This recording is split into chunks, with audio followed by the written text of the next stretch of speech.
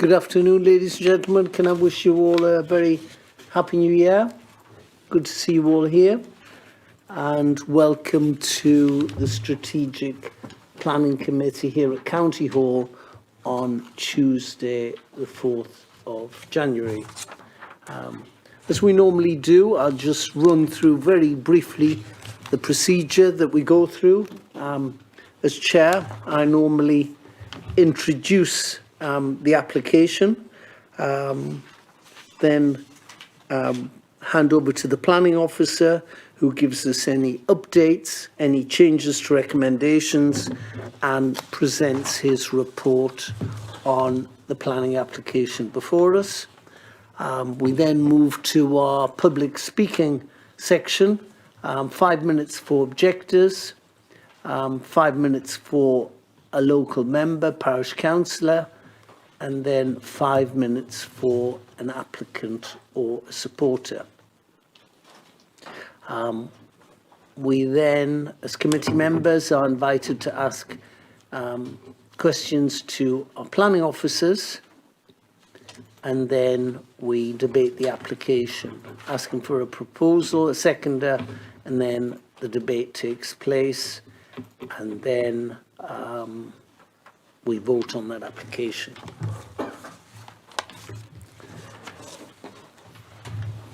Can I ask if we've got any apologies for absence today? Yes, Chair, I've received apologies from Councillors Dodd, Runner, Thompson and Wallace. Thank you very much indeed. Thank you. Minutes of the previous meeting have been circulated. That was the meeting held on Tuesday, the 2nd of November. These have been circulated. Do members agree that these are a true record and can be signed by the chair? Agreed. Thank you very much indeed. Disclosure of members' interests. Any members present got any interest they wish to disclose on any of the 4 applications before us today? Councillor Reid. Thanks, Chair. Item 9, Chair. I'll declare an interest and leave. Thank you, sir. No other declarations. So then we go on to determination of planning applications. We've got 4 applications before us today.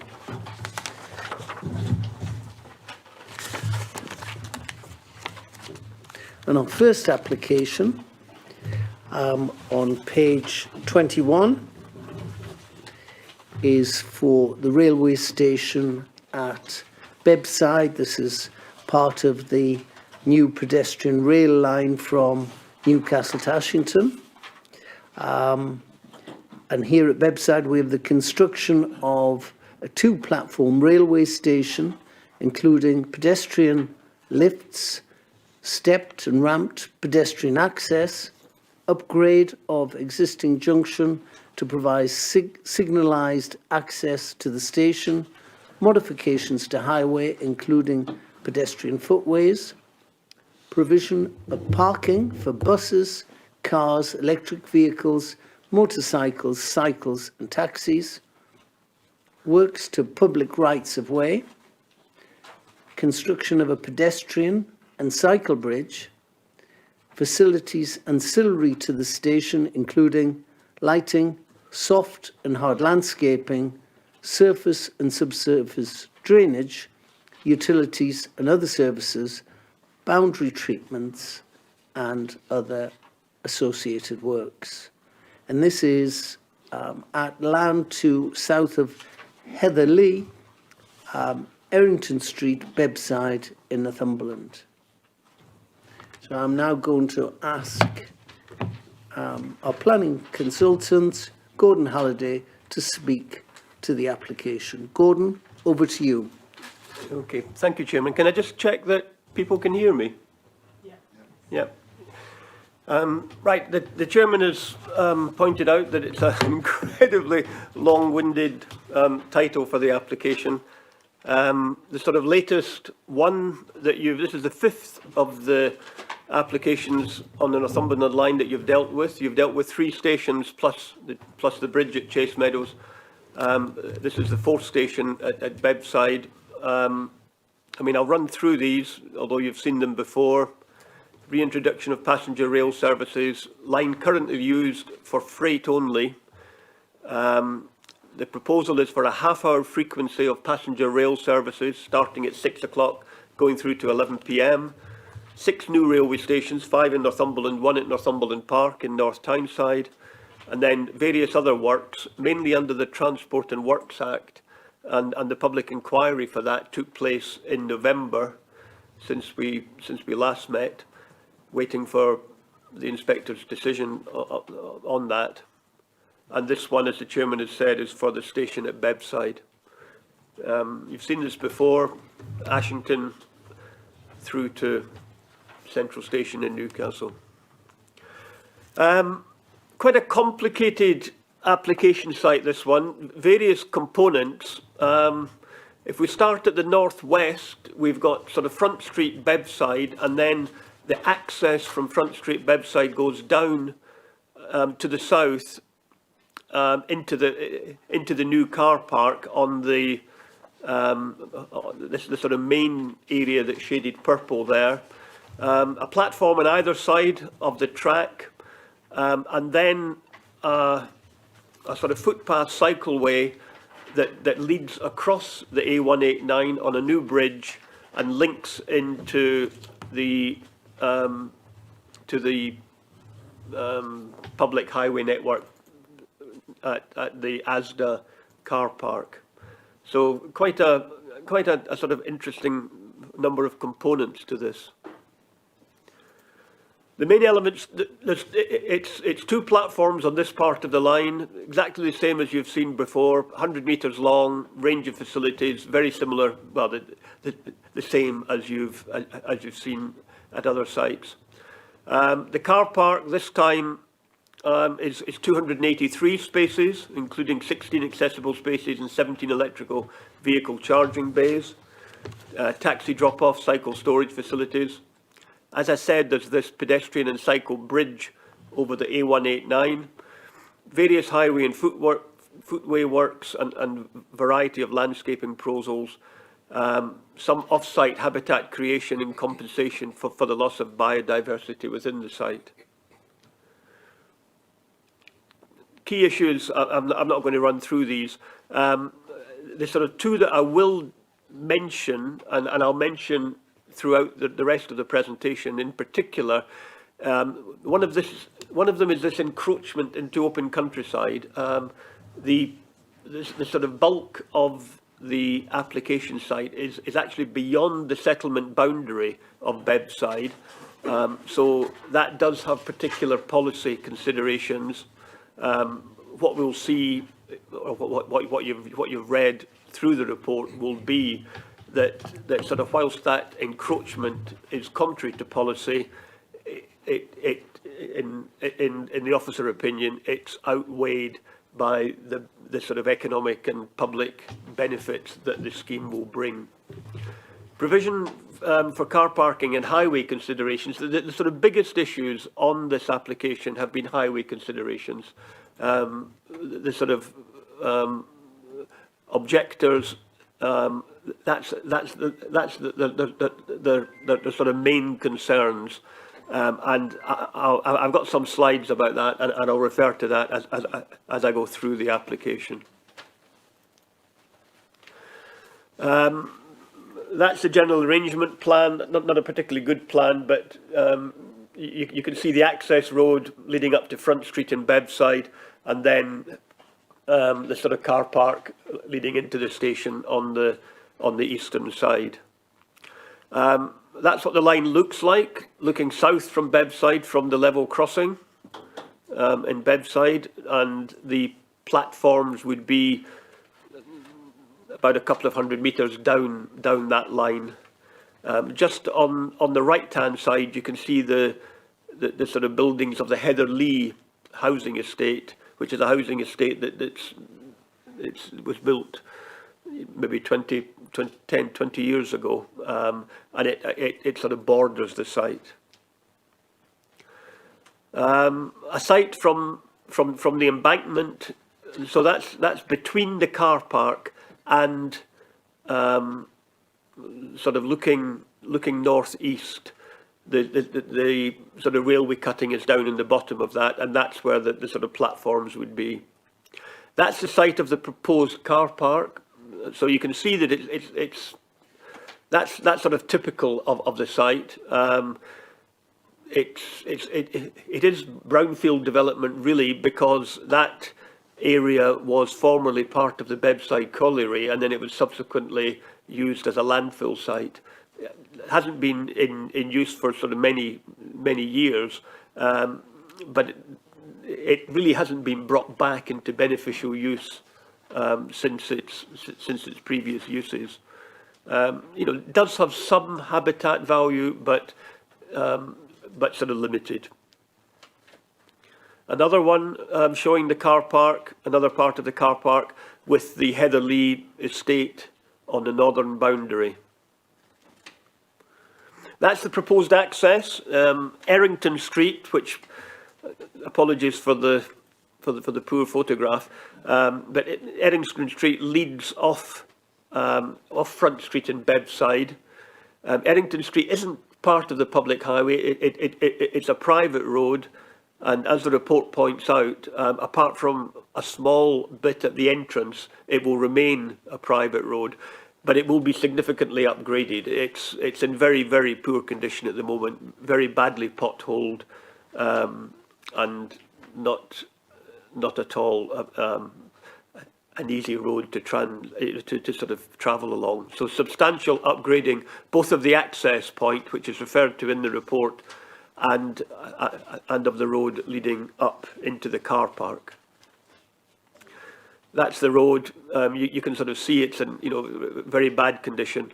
On the left-hand side of that road are these commercial businesses on Ellington Street, and a couple of these have submitted representations expressing concern about their current on-street car parking, which they aren't. It's a private road.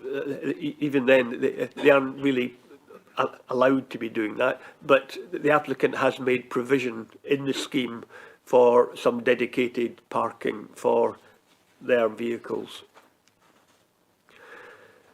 As I said, the sort of main issues on this have been highways. That's the Bebside level crossing, and beyond that is the roundabout on the A189 road.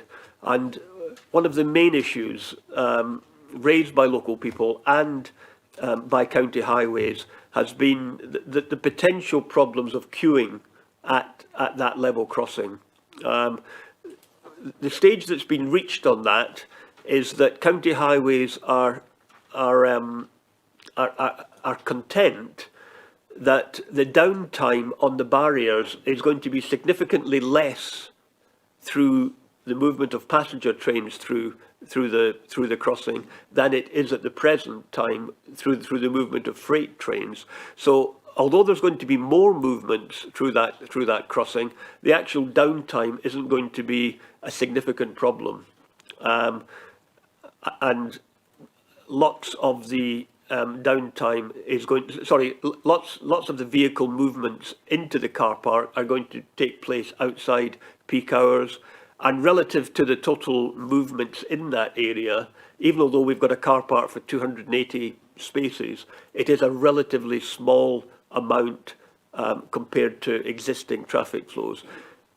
So that Matthew can answer any questions you've sort of got on that. There sort of have been significant ongoing discussions, and there's quite an interesting condition being framed to sort of deal with that, which basically is that highways are content that planning permission can be granted. It is subject to a condition related to that crossing that if there is a problem in the future, then it will fall on the applicants to sort of come forward with remedial measures. That's the access across the other side of the A189 next to the Asda supermarket, so that the sort of the pedestrian and cycle access would come up there, and then onto a new bridge, and that's sort of looking over the A189 across to where the station and the car park would be. You can't actually see these because of the topography. I gave you a photograph earlier where I was standing on top of that embankment, so it's quite a high embankment, and the car park is down below that. We've been here before. These visualizations, which I think you've found helpful in previous applications, don't form part of the formal submissions. They are for illustrative purposes only. They're not to scale.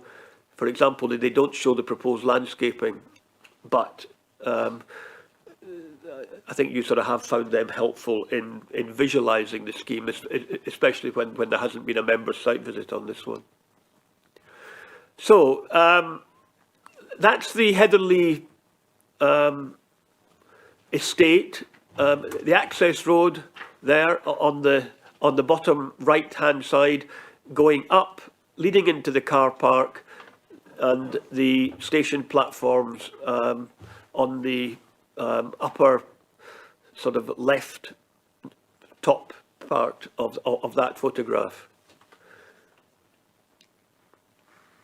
Another view of the car park with the access road. So you've sort of got the access road coming up off Front Street and sort of leading into the car park. What you've also got is a pedestrian route from the Heatherley estate, which is that pedestrian route in the middle of the photograph. So that was put in following representations at the pre-application stage from residents of Heatherley to sort of give them an easier access into the station rather than going all the way around Front Street and up the access road. Another view of the car park, very, very similar to the ones before, with the station beyond, station platforms beyond. This is from the other side, from the eastern side.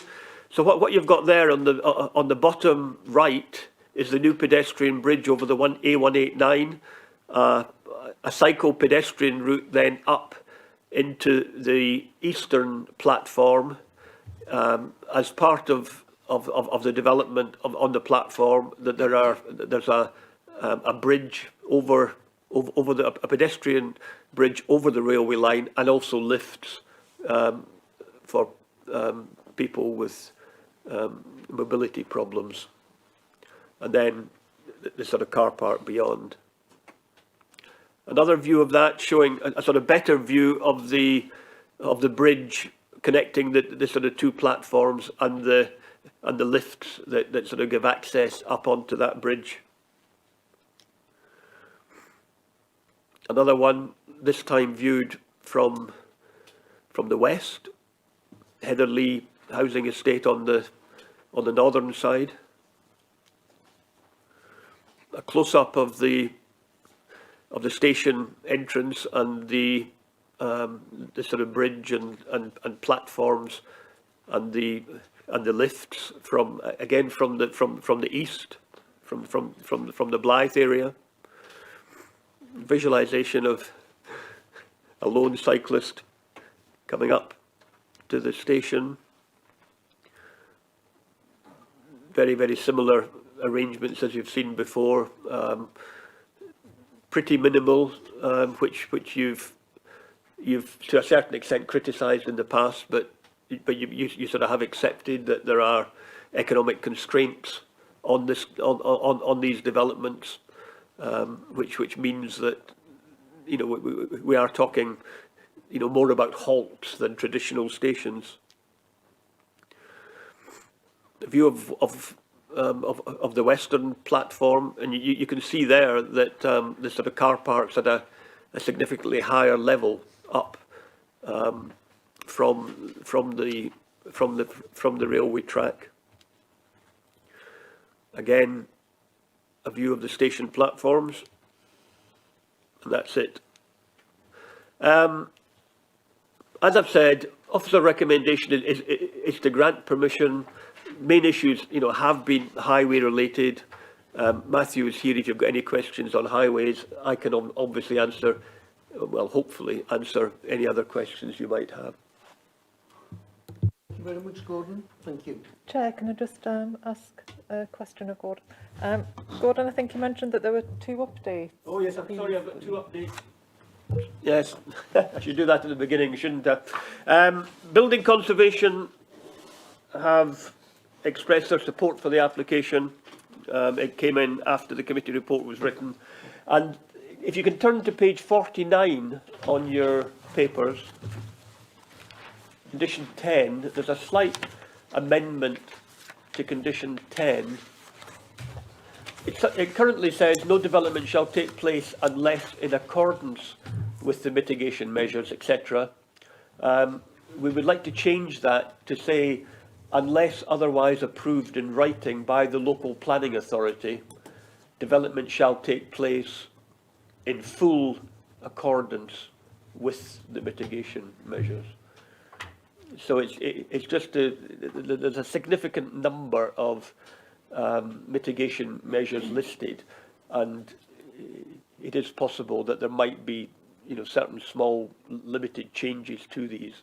So that revised wording gives the applicant a little bit of flexibility should there be a need to change any of these conditions slightly.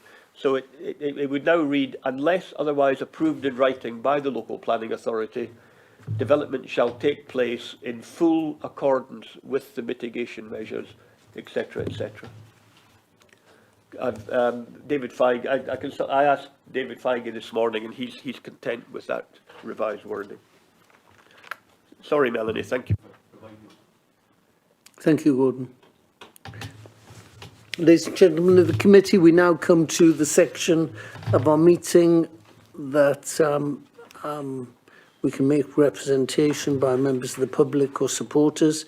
On this application today, we've only got one speaker, and that's Alana Healy, who is speaking in support of the application. Alana, you've got 5 minutes. Over to you. Thank you, Chair. Can you hear me okay? Wonderful. Good afternoon, Chair and members. Thank you for allowing me the opportunity to speak here today. I'm Alana Healy, Planning Consultant for the proposed railway station at Bebside. As members will be aware, the station is one of 6 new stations proposed as part of plans to reintroduce passenger services between Newcastle and Ashington, 3 of which have previously been approved by this committee. It is envisaged there will be a half-hourly service with an anticipated journey time between Bebside and Newcastle of approximately 27 minutes and an anticipated journey time from Bebside to Ashington of 9 minutes. The application before you has been the subject of extensive consultations with officers and other stakeholders, both before and after the planning submission. The proposals have also been the subject of a significant public consultation exercise, whereupon several hundred people wrote to support the overall scheme. 215 representations specifically supported the proposals at Bebside. Such support confirms there is significant public interest in the development of a railway station at this site. The foot and cycle bridge is proposed to provide connectivity from the station to the existing public right-of-way network and residential properties to the east. The bridge will minimise conflict for pedestrians and cyclists with other road users by avoiding the need to cross the Bebside roundabout to access the station when travelling from Blythe.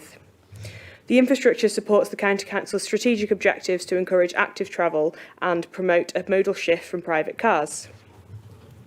The applicant recognises the concerns raised by residents relating to highways capacity. The applicant has undertaken an extended period of engagement with the local highways authority to ensure those concerns are mitigated. This has included undertaking additional modelling during the determination of the application. The submitted transport assessment considers the impact of the development on the local highway network and confirms there is sufficient capacity to accommodate the anticipated increase in traffic to access the station. As such, the Highways officers have confirmed the proposals are acceptable and are content to recommend approval subject to the aforementioned conditions as detailed in the officer's report. The station and wider scheme will deliver the transport infrastructure which is required to attract inward investment into Blythe and South East Northumberland more widely. The proposed railway station will support Blythe's role as a key employment site and aspirations for economic growth in Blythe and South East Northumberland. Policies within both the adopted Blythe Valley Local Plan and emerging Northumberland Local Plan identify Bebside as a safeguarded location for a future railway station. The station is a sustainable development which both national and local planning policies confirm should be supported. As stated in the officer's report, there are no objections to the application from statutory consultees. When balancing the objections made to the application against the significant economic, social and environmental benefits of the scheme, we believe the application ought to be approved. The application has been thoroughly assessed by planning, highways and other local authority officers and is found to be in accordance with the relevant planning policies. There are no material considerations to indicate permission should not be granted. Officers consider the application ought to be granted permission subject to the conditions set out in the officer's report. As such, I would respectfully ask members to accept the planning officer's recommendation to approve the application. Thank you for your time and consideration. Thank you very much indeed. Thank you. Members of the committee, we now come to the slot where members can ask questions to the planning officers. Georgina. Councillor Hill. Thank you. Obviously, well, from my mind, this is a very good proposal, and obviously big public interest in having this. What we just be careful about is the detail and the specific concerns that have been picked up on. One thing that I wanted to ask about was the reference to the crossing. I've lost where I've noted it down, the name, the Bebside level crossing.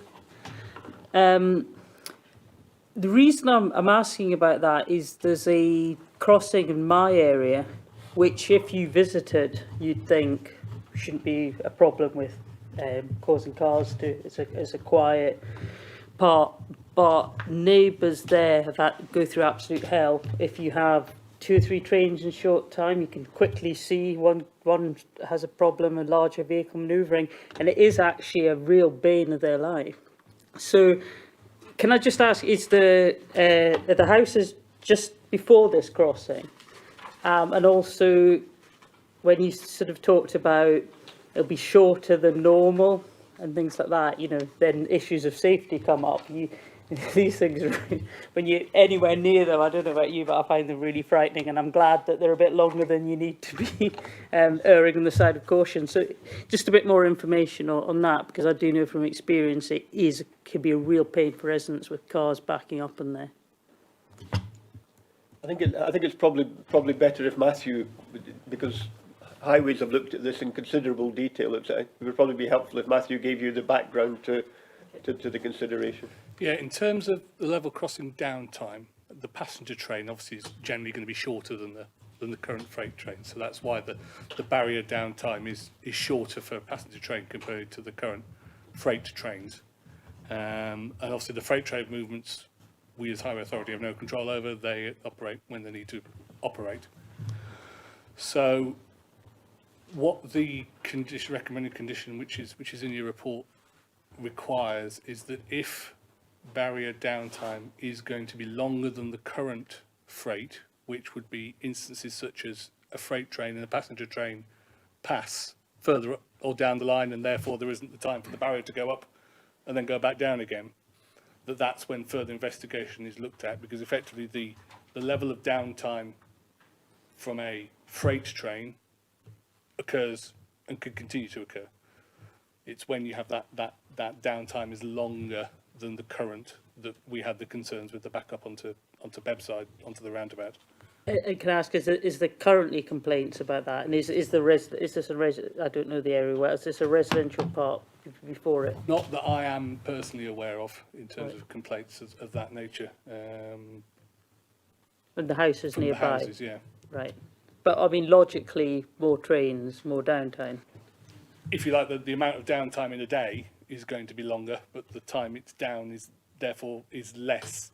But I mean, it's not just at certain times. I mean, if there's cars backing up, then I know, given the example of experience I've had, then residents have been able to get out of their own houses and things. It really is an absolute nightmare for them.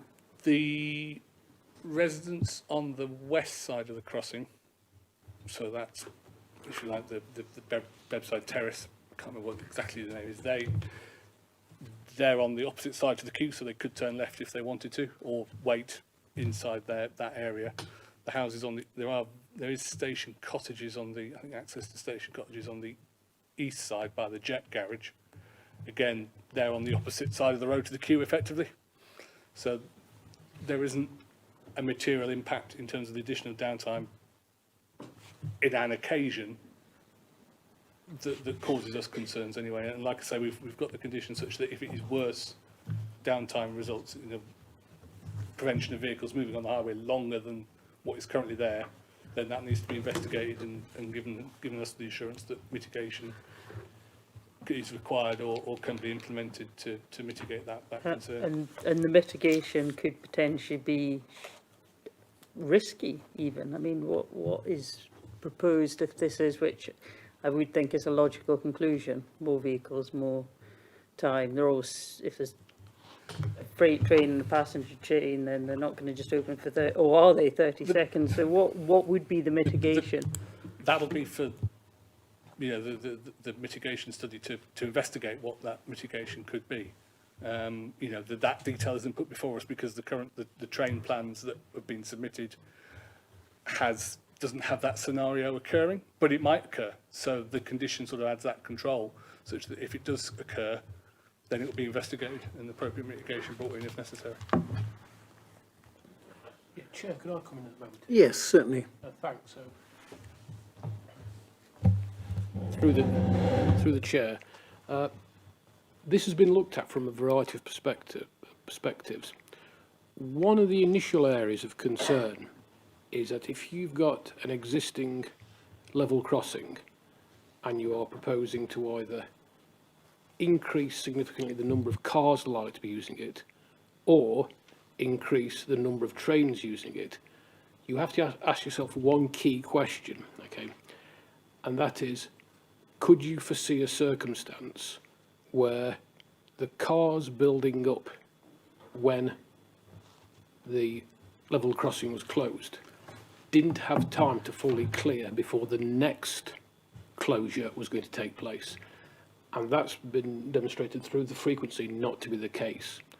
What we are faced with, though, is clearly that the mathematics of the modelling show that there'll be more examples of closure during the day because there are going to be more trains using the railway line. But that in itself won't combine to give an overall pattern which will give a cumulative problem. It's more of a series of individual problems. What the condition gives us, and Matthew is right, so that we shouldn't be jumping to saying, well, what could mitigation be? If there were certain, say, times of the day when you were seeing a frequent overlapping of a goods train and then a passenger train, and that was causing a traffic problem, there could be a range of interventions, such as, say, a train queuing system, where a train would have to wait until the next slot for the closure or something like that. But we wouldn't want to jump to that without knowing what problem would cause that. At the moment, the modelling work does not show a problem in terms of either the length of time of closure or the frequency. But we've put on a condition to give us the leverage to require amendments should it become a problem further down the line. No pun intended. Thank you. Thank you. It has been looked at extremely seriously at length, this issue, and modelled and remodelled. Thank you. I mean, if I can, I mean, it's quite interesting because if there wasn't a station being proposed here at Bebside, the trains would still run, and the level crossing would still close. You know, so the only aspect that is really relevant to the particular planning application are the increase in traffic generated by the station. You know, so that's what we sort of really need to focus on, rather than the actual level crossing itself. And if you look at this photograph, I mean, it's not the world's best photograph, but so that's from Bebside Village, looking at the crossing, and as Matthew said, there's sort of a number of properties on the left-hand side, you know, that are actually heading down towards Blythe, are relatively limited. Most of the properties are on the other side of the road, which of course are, you know, beyond the level crossing.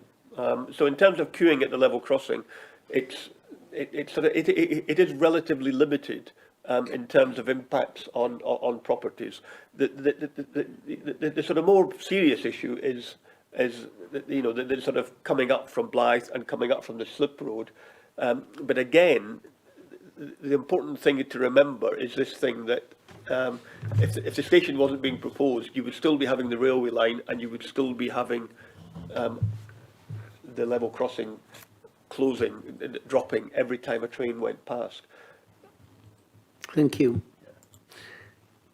Question from Councillor Flux. Thank you, Chair. Could you go to that picture there for me? Sorry, I'm not. It's the one. It's up. My sort of eyes aren't quite as good as that. So it's got a page number, hasn't it? That's the one. Right. You can see there's the cycle path, which does a huge, almost like a Formula One circuit going round there. Is there any reason why it doesn't go straight across? Well, it's quite a steep incline. It isn't particularly apparent on there, but I mean the actual distance. Sorry, the actual incline from the A189 up to the railway track is far too steep for cyclists and pedestrians to sort of safely. So are we confident that people aren't going to go up the hill and march them back down again, and kind of like? I'm sure there's a right mess. Because of that's what happened when I was at school. People would just go across the field and create a path. Which wears away. Yeah, Chair. Yes. Through you. Yes, Councillor Flux.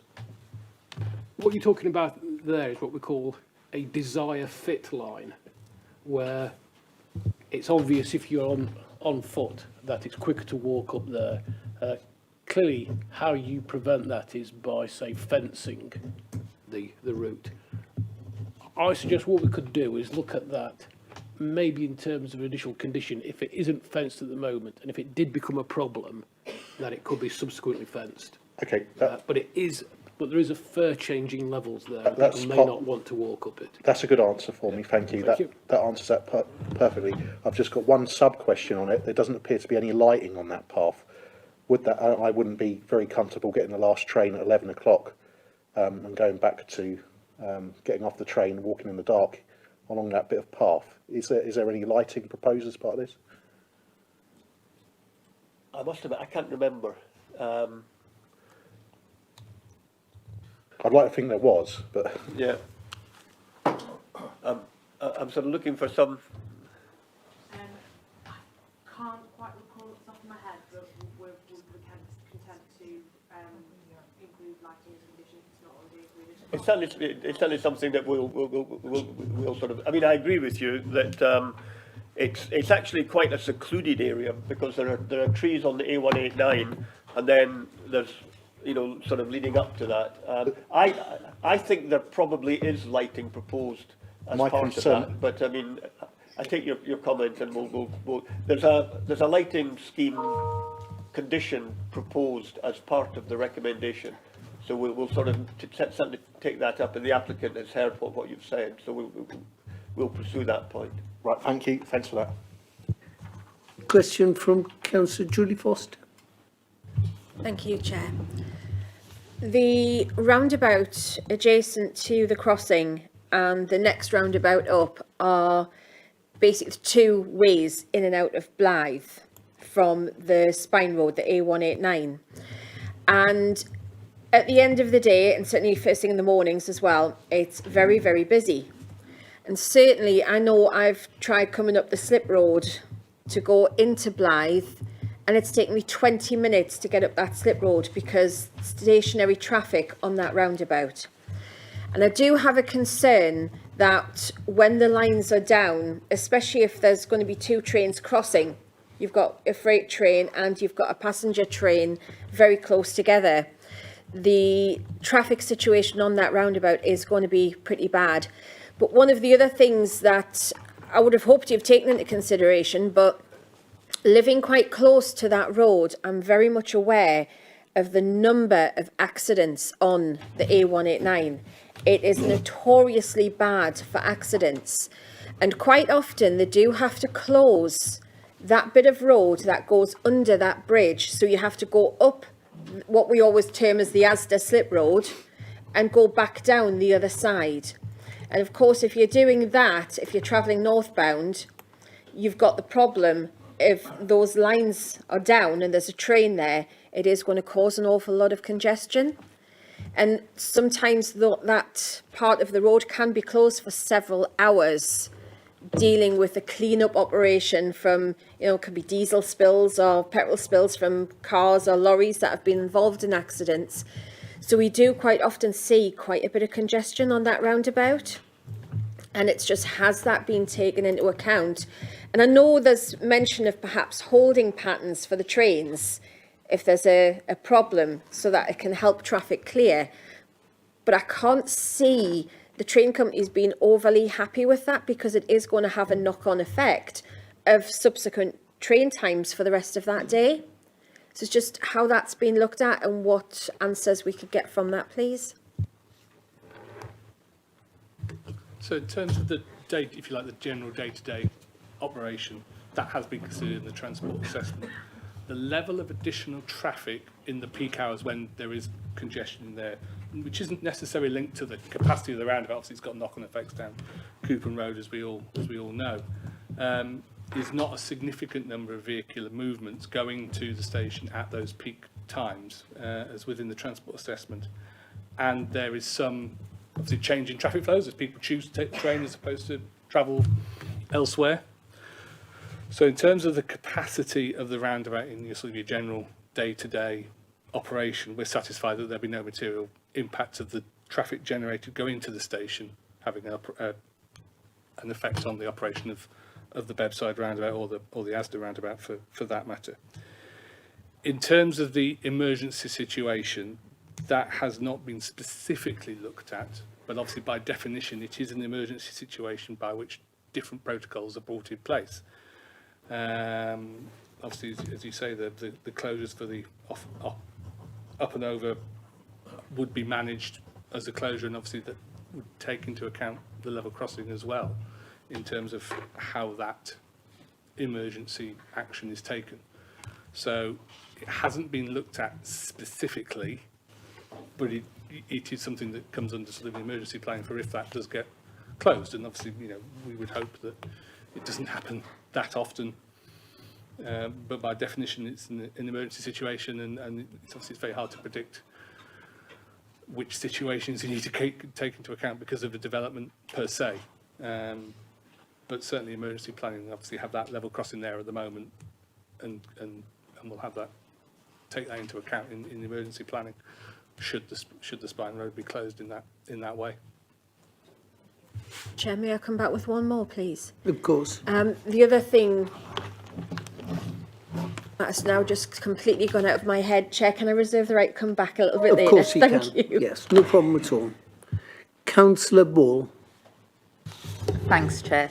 So my question, somebody that has worked in Blythe previously, obviously businesses are just starting to get back to normal, traffic flow is starting to get back to normal. When was the traffic survey complete? Also, with regards to, I've not heard Cooper Road mentioned. When you come off the slip road from the A189, it is already very, very busy, and there's a number of issues. If you're a resident of Blythe or you work in Blythe, you know how busy Cooper Road is. I personally think we need to be looking, rather than putting it as a condition, so 3 years down the line when we know this is going to be an issue, we need to get it sorted in advance, because not only will the problem, it'll be closing the door after the train has left the station, so to speak, but it's going to cause problems, even more problems for residents. So why don't we look at getting not only Cooper Road sorted now, but also that roundabout, rather leaving it 3 years down the line when we're going to have the problem, and also costs will increase for the person actually to get this sorted. So if we could look at getting it sorted. The other issues that I would like to know an answer to, with regards to the residents only parking, obviously residents would have to pay for that. Is there any way that we can look at making sure that the residents don't have to pay for residents parking for if they live in an estate that's affected by the train line? because it is only the estates closest to it. And also with regards to the bridge visuals, what's that bridge actually going to be made of? Are you going to be able to see who's on the bridge, just for safety more than anything else? Because if you come in from the sides, you might not be able to see who's already on the bridge, etc. So yeah, they're my questions, please. Here you go. In terms of impact on Coupon Road itself, the development doesn't add traffic to Coupon Road, so therefore it would be unreasonable for us to expect them to mitigate an existing issue on Coupon Road.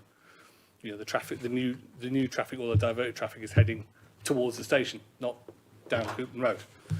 And again, as I said before, the numbers don't justify any planning impact if we're heading towards Blythe, you know, driving towards or from Blythe.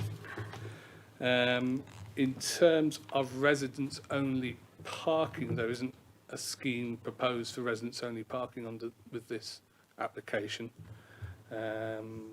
We haven't requested one. Obviously, the car park itself is as close to the platform as you can get it. So we don't. You'd be disadvantaged parking further away than in the car park. Obviously, it's free car park. We've got the conditions as we had with all the other stations, that if it does become a chargeable car park, that mitigation would be looked at. That could be one option. Again, can't predict what that would be because we don't know whether charging is going to be introduced. Finally, on the bridge, all the details in relation to the bridge are sort of secured by condition. Those visuals are, as Gordon said, for interpretive at the moment. Obviously, they'll be designed in accordance with all the relevant standards about looking and safer by design, etc. Yes, of course. How can you say there's not going to be an impact on Coupon Road when people from, say, the avenues or the other end of Blythe are going to be using a car to get to the car park on a very congested road that it's already busy, so it is going to have an impact. So it is something that needs considered now and not in 3 years. Yeah, the assessment and the transport assessment is the whole scheme, of which, if you like, the assessment for Bebside Station is one document, the assessment for Newsham Station is another document. So that's already taken into account the likely travel patterns of people from the avenues, say. You could argue, I don't know in detail whether people from the avenues have been allocated to go to Bebside Station or to Newsham Station, per se, but that's already taken into account into the assessment as to where people are coming from and to. And when was it, I asked before, Sorry, yes, when was the assessment I actually didn't done? write that down. So the majority of the major traffic surveys were undertaken in 2018. So that will obviously be 2018, 2019. What we did ask the applicant to do was to do some surveys of Ellington Street and Bebside Furnace Road during the determination period, and they happened in May, June of last year. So that's when businesses were beginning to reopen and people were able to go. So those additional surveys that Alana mentioned were sort of done just before the summer. So they weren't additionally adversely impacted by COVID restrictions at that time. But the main bulk of the traffic surveys on the Asda roundabout and the Bebside roundabout were done pre-COVID. And also, it's worth pointing out in terms of your trips, is that some of those trips are already going to be on the network already. They're going to be people driving to Newcastle, and now they're just driving to the station instead. Thank you. Gordon, can you tell Councillor Ball anything more about the bridge? She's obviously got safety issues about the bridge. Yes, well, I mean, it's quite a simple construction, mainly in metal, but I mean, it does have it meets all the specifications and requirements for a pedestrian and cycle bridge, so, in terms of, what one, would expect and require of such a bridge. But I mean, it is quite a simple structure. Thank you. Councillor Foster, you've remembered your question. I have, thank you, Chair. I'm having one of those days, so I wrote it down. Just going back to my concerns with regards to the traffic on the roundabout, and certainly ones mentioned previously with regards to the other side of the crossing for the residents, etc. How long would we be looking at before it would be reassessed? Because I mean, I'm hearing it's kind of 3 years being bandied around in conversations, and I would hate for this to take 3 years for there to be another assessment on the traffic. But is there a time indication of how long before you'll kind of reassess the situation to see how it is impacting on those who live there and for the motorists in the area, please? If I draw your attention to condition 23 in the report, which requires, before the commencement of passenger rail service at the station, the assessment of the operation of the level crossing is required. So effectively before passenger trains run up and down the line, an assessment will be made to demonstrate that there's no additional single closure time that is longer than it is now, or a longer closure time due to the barriers coming up and not clearing the queue and then coming straight back down again. So that all has to be undertaken prior to passenger services starting. It's condition number 23 on page 53 of your papers, which sets out quite clearly that it's prior to the commencement of passenger rail services on the line. Yes. You know, so they would have to do trials and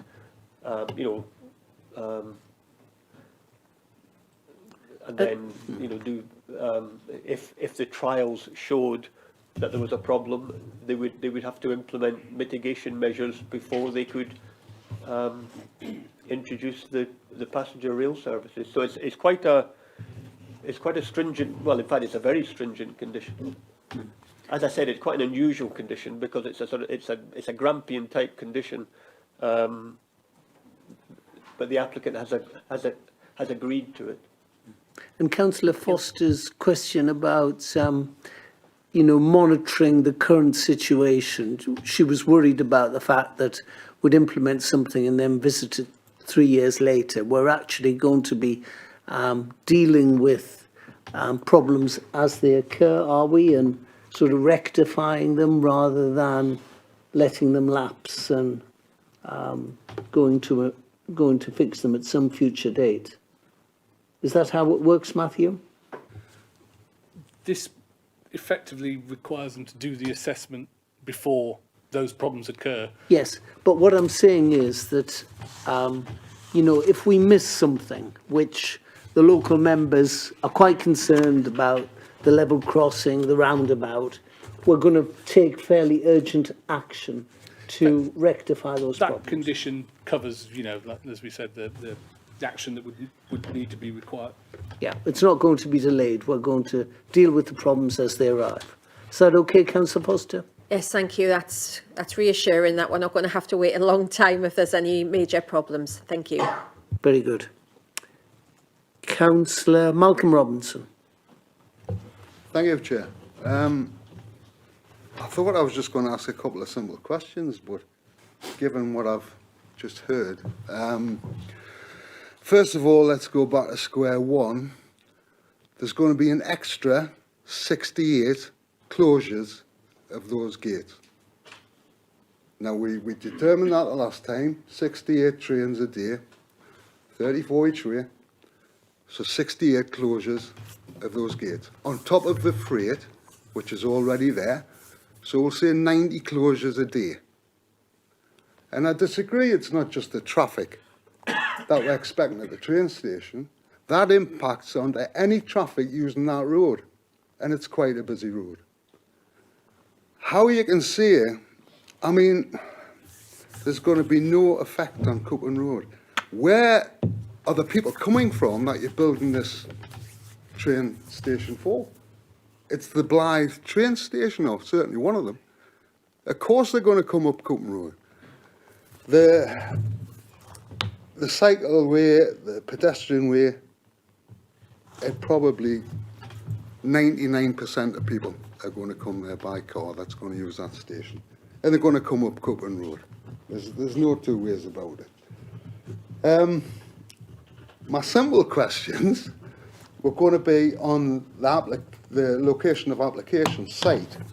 There seems to be quite a long strip of land on the east side of the Spine Road that we've highlighted here. I presume there's no development. Is that going to be the natural grassland we're going to put in or something? If you go to the original location of application site, the map,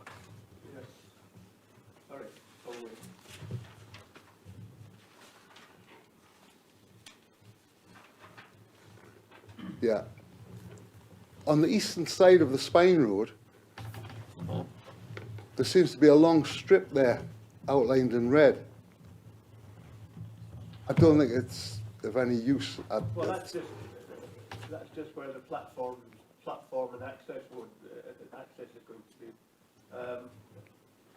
The platforms seem to be round about the, Yeah, according to the diagrams, according to the visualisations. I see what you mean. Yeah. I mean, there's no plans for that, is there? No, it's not. The application boundary has been drawn quite generously in that area. Yeah, fair enough. But there's no other plans for that land apart from on the eastern side, apart from the platform and the entrance and the cycleway that we've talked about.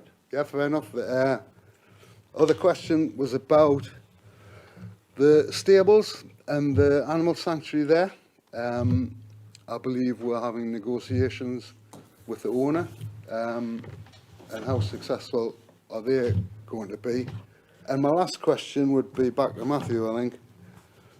Blythe Town Council have said they're not aware that a recent traffic survey has been carried out and consider that a new detailed traffic flow survey with traffic predictions is needed. Now, I know you said the overall impact had been assessed, but has there been a traffic flow study done specifically on that roundabout? Thank you. If I could get them answered. If I deal with Bebside horses, the sort of Bebside horses site is the land to the east of the railway. Sorry, the sort of land to the west of the railway track. So it's between the sort of level crossing and the housing estate and the railway track. The original proposal was to purchase all of that land, but following representations, well, a sort of change in view of the landowner, there are now advanced negotiations, and in fact, I think it's something like 7 hectares of land involved there, but only about 2 hectares are actually needed, which equates to the sort of area that you can see in pink. So negotiations are going very well. All the indications are there's sort of no formal objections from Bebside horses. None of the objectors have made any representations about it, but the negotiations are at an advanced stage and are likely to sort of satisfy both parties, so that sufficient land will be made available for this development and sufficient land will be left for Bebside horses to continue its charitable work. Good, pleased to hear that one. In terms of your other point, I mean, just one factual. Sorry, I don't like correcting you, but 60-odd passenger journeys is correct. I think you added on 30 to make it 90 a day. The actual freight journeys is 30 a week. There's only about 7 freight journeys. So the total is less. I thought it was about 10 a day. Yeah, I thought it was about 14. Yes, I think made it 10, it's at its maximum it is that. So anyway, it was just a factual act. It was just the fact that we've heard that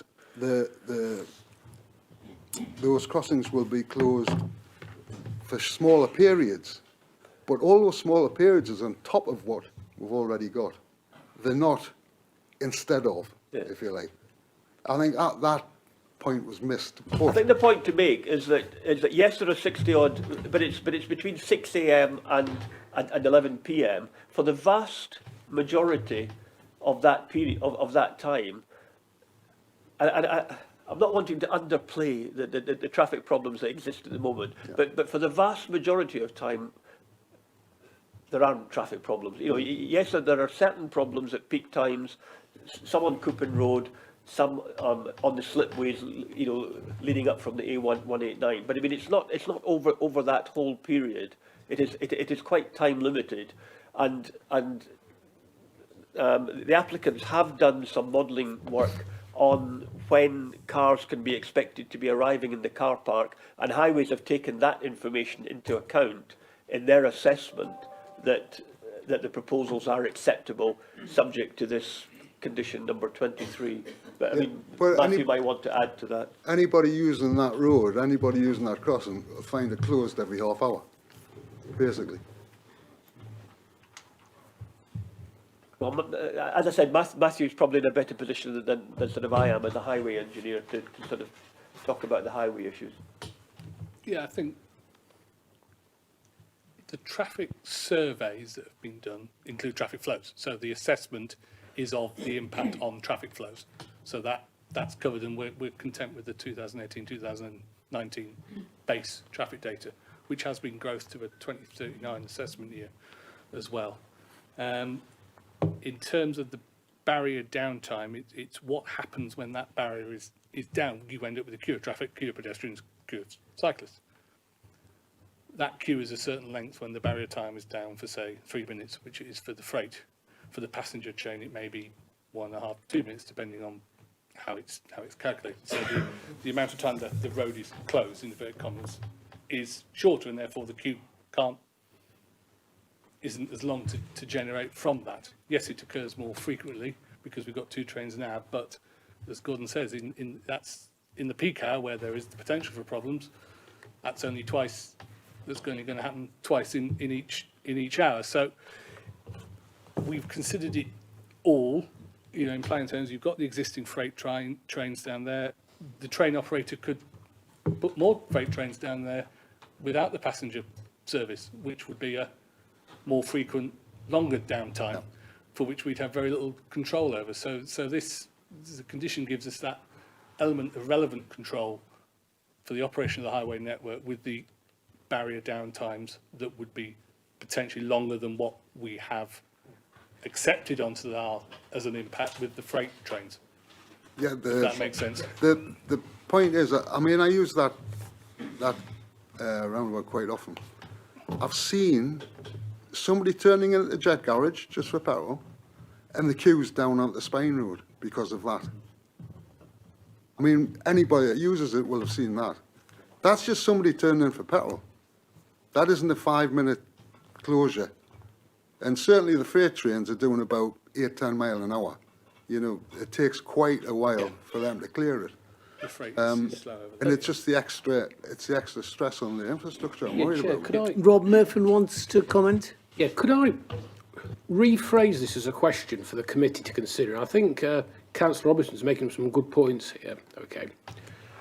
The actual question that we're trying to get at here, if I can put words into a variety of people's mouths here, is given the likely level of train usage on the Northumberland line, which is going to be a total of both the new passenger services and the existing freight service, does the modelling show that this point is no longer suitable for being served by a level crossing, and would it say require a bridge instead?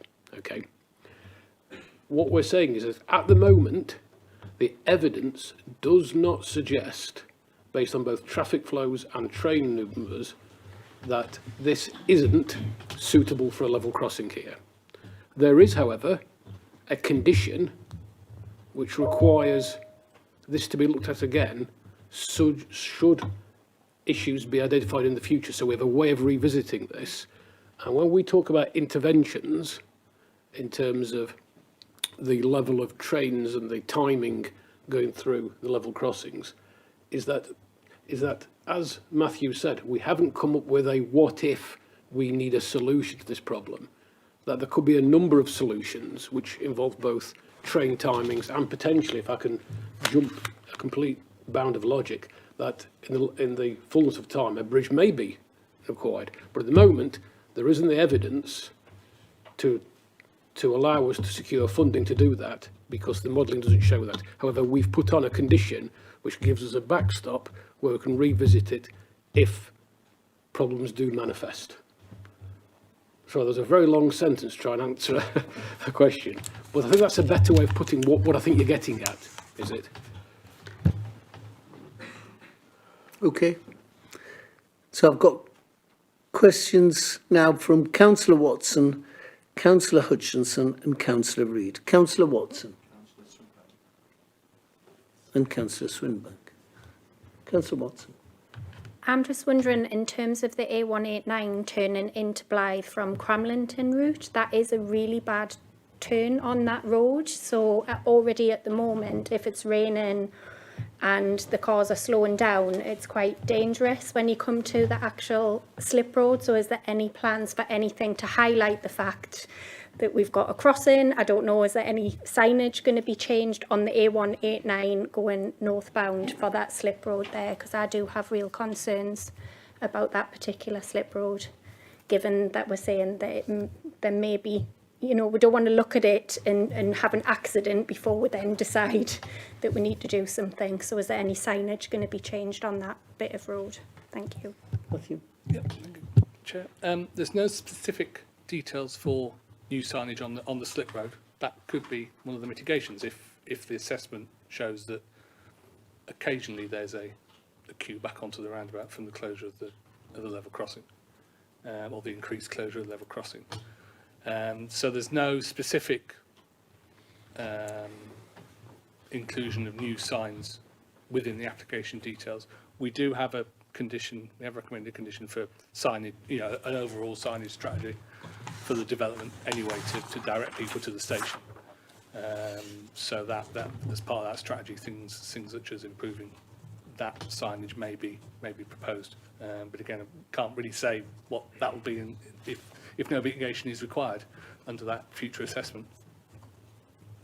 Has that bit of the road then been assessed in the modelling of how quickly cars are coming round if there was cars right onto the spine road, is where I mean? Because that's the bit that's the dangerous bit, because it's on a corner. Well, that was our concern if queuing from the level crossing was to come onto the roundabout, which then leads onto the slip road, which is why we asked for that level information that we were during the determination period and obviously secured through that condition of that queue down, a potential queue down the slip road. The evidence put into the application as it stands doesn't suggest that will occur, and therefore we can't, there's nothing proposed to mitigate that, because the evidence suggests that there isn't going to be a new issue, should we say. Obviously the geometry of the slip road is what it is at the moment, but under that condition, if that could be a mitigation that could be one of the mitigations that is implemented. Thank you. Councillor Hutchinson. Thanks, Chair. I can't understand this. You seem to be kidding yourselves. There's bound to be a traffic flow problem. Coupon Road's a mess anyway, a real mess. My question is, I don't know who can answer this, but it was muttered around quite a while ago of a relief road coming in from out the Coupon Road from one of the major roundabouts down through the allotments, and I think that was one of the problems going through the allotments. That's the only way you're going to relieve any problems on Coupon Road. This will add to the problems for it. But the question is, does anyone know if this proposed or presumed relief road is going to go ahead? In terms of the impact on Coupon Road, the assessment doesn't indicate that there will be additional traffic movements over what's already there. Now, that doesn't mean to say people will not travel differently. So instead of driving to Newcastle, down Cooper Road and down the Spine Road, they'll drive to the station, down Coupon Road. Yes, it's a trip to the station, but it already exists. It's just it stays onto Coupon Road, goes to Front Street into the station rather than turns left down the Spine Road. In terms of the Blythe Link Road, that is a long-term project for the council, and it's going through its relevant details now. I can't sort of, I don't know where that is. Also, there's that public consultation event a couple of years ago on the Link Road, and I know colleagues in Institute Transport are progressing that in line with their objectives. It would have been more sense, in my opinion, more sense to do something with the road, the link road, put the link road in, and that would then alleviate any potential extra problems that the station will cause. I'm sorry, you're going to have problems there, I'll guarantee it. I've queued there myself loads and loads of times. It is a mess, and that's what needs to happen, is a link road first. Chair, can I come in here, Chair? Rob Murphy. Yeah, thanks. This gets to the heart of the question in terms of there is an existing problem there already, and we have an application in which potentially could make matters worse. This, like any planning application, I know it's a high profile one, but we need to ask ourselves, though, is given the additional impact arising from constructing the station, is it such that in itself warrants other interventions? And what we are saying is that the modelling at the moment does not suggest that in itself adding on the railway station to the existing problem warrants those additional steps. That is not to say that the existing situation at the moment isn't what we'd want it to be, but it's a justification, and we have to look at this as we would do with any developer, and that's why there's a separation between the county council as developer of the railway and the way this application has been handled by the planning department as local planning authority. And that it's like saying if there was a existing problem on a network and additional houses were planned, but we couldn't demonstrate through modelling that the additional houses would significantly alter the traffic flows causing the problem, that we could then ask for a scheme to be justified on that basis. It's what we have tried to do, though, and this hopefully answers some members' concerns, is that there are lots of conditions on this such that we do have the ability to revisit certain issues to do with the detail and how this works. I do not think we can go further than that at the moment, because some of the issues that we are talking about are almost, for example, the issue with the additional number of closures in terms of the level crossings are actual issues that would happen in this location if this railway station wasn't developed, that they are to do with the increased usage of the railway line in itself. So it's an argument against the entire railway line use. So all I'm saying is we've looked at this objectively and separately from the process of the design of the scheme, is that all the modelling we have got does not suggest that additional interventions are warranted at the moment. But as I said, just to finish, we have put in some more catch-up conditions to hopefully cover the issues in the future. And just as chair, can I ask, is part of this due to the fact that we're trying to remove more cars off the road, so those cars are going to be in the car park rather than going down Coupon Lane? Because I do get what the councillors are saying. You know, traffic to the station is going to be increased, but is it that this is going to be combated by the fact that we're going to have less cars on the road as a result of the railway station, and they're going to be parked up there? Is that part of the modelling or not? It's part of the modelling to say that,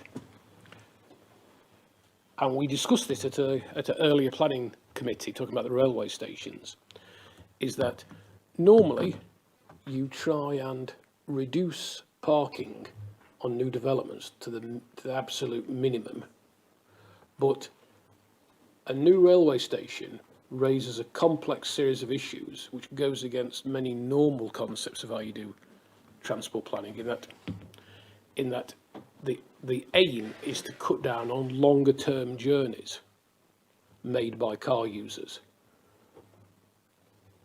There's an honesty in this debate in that we are not saying that everyone who will be using the train will be using it as a pedestrian to get to the railway station, even though we've factored in improved access for that.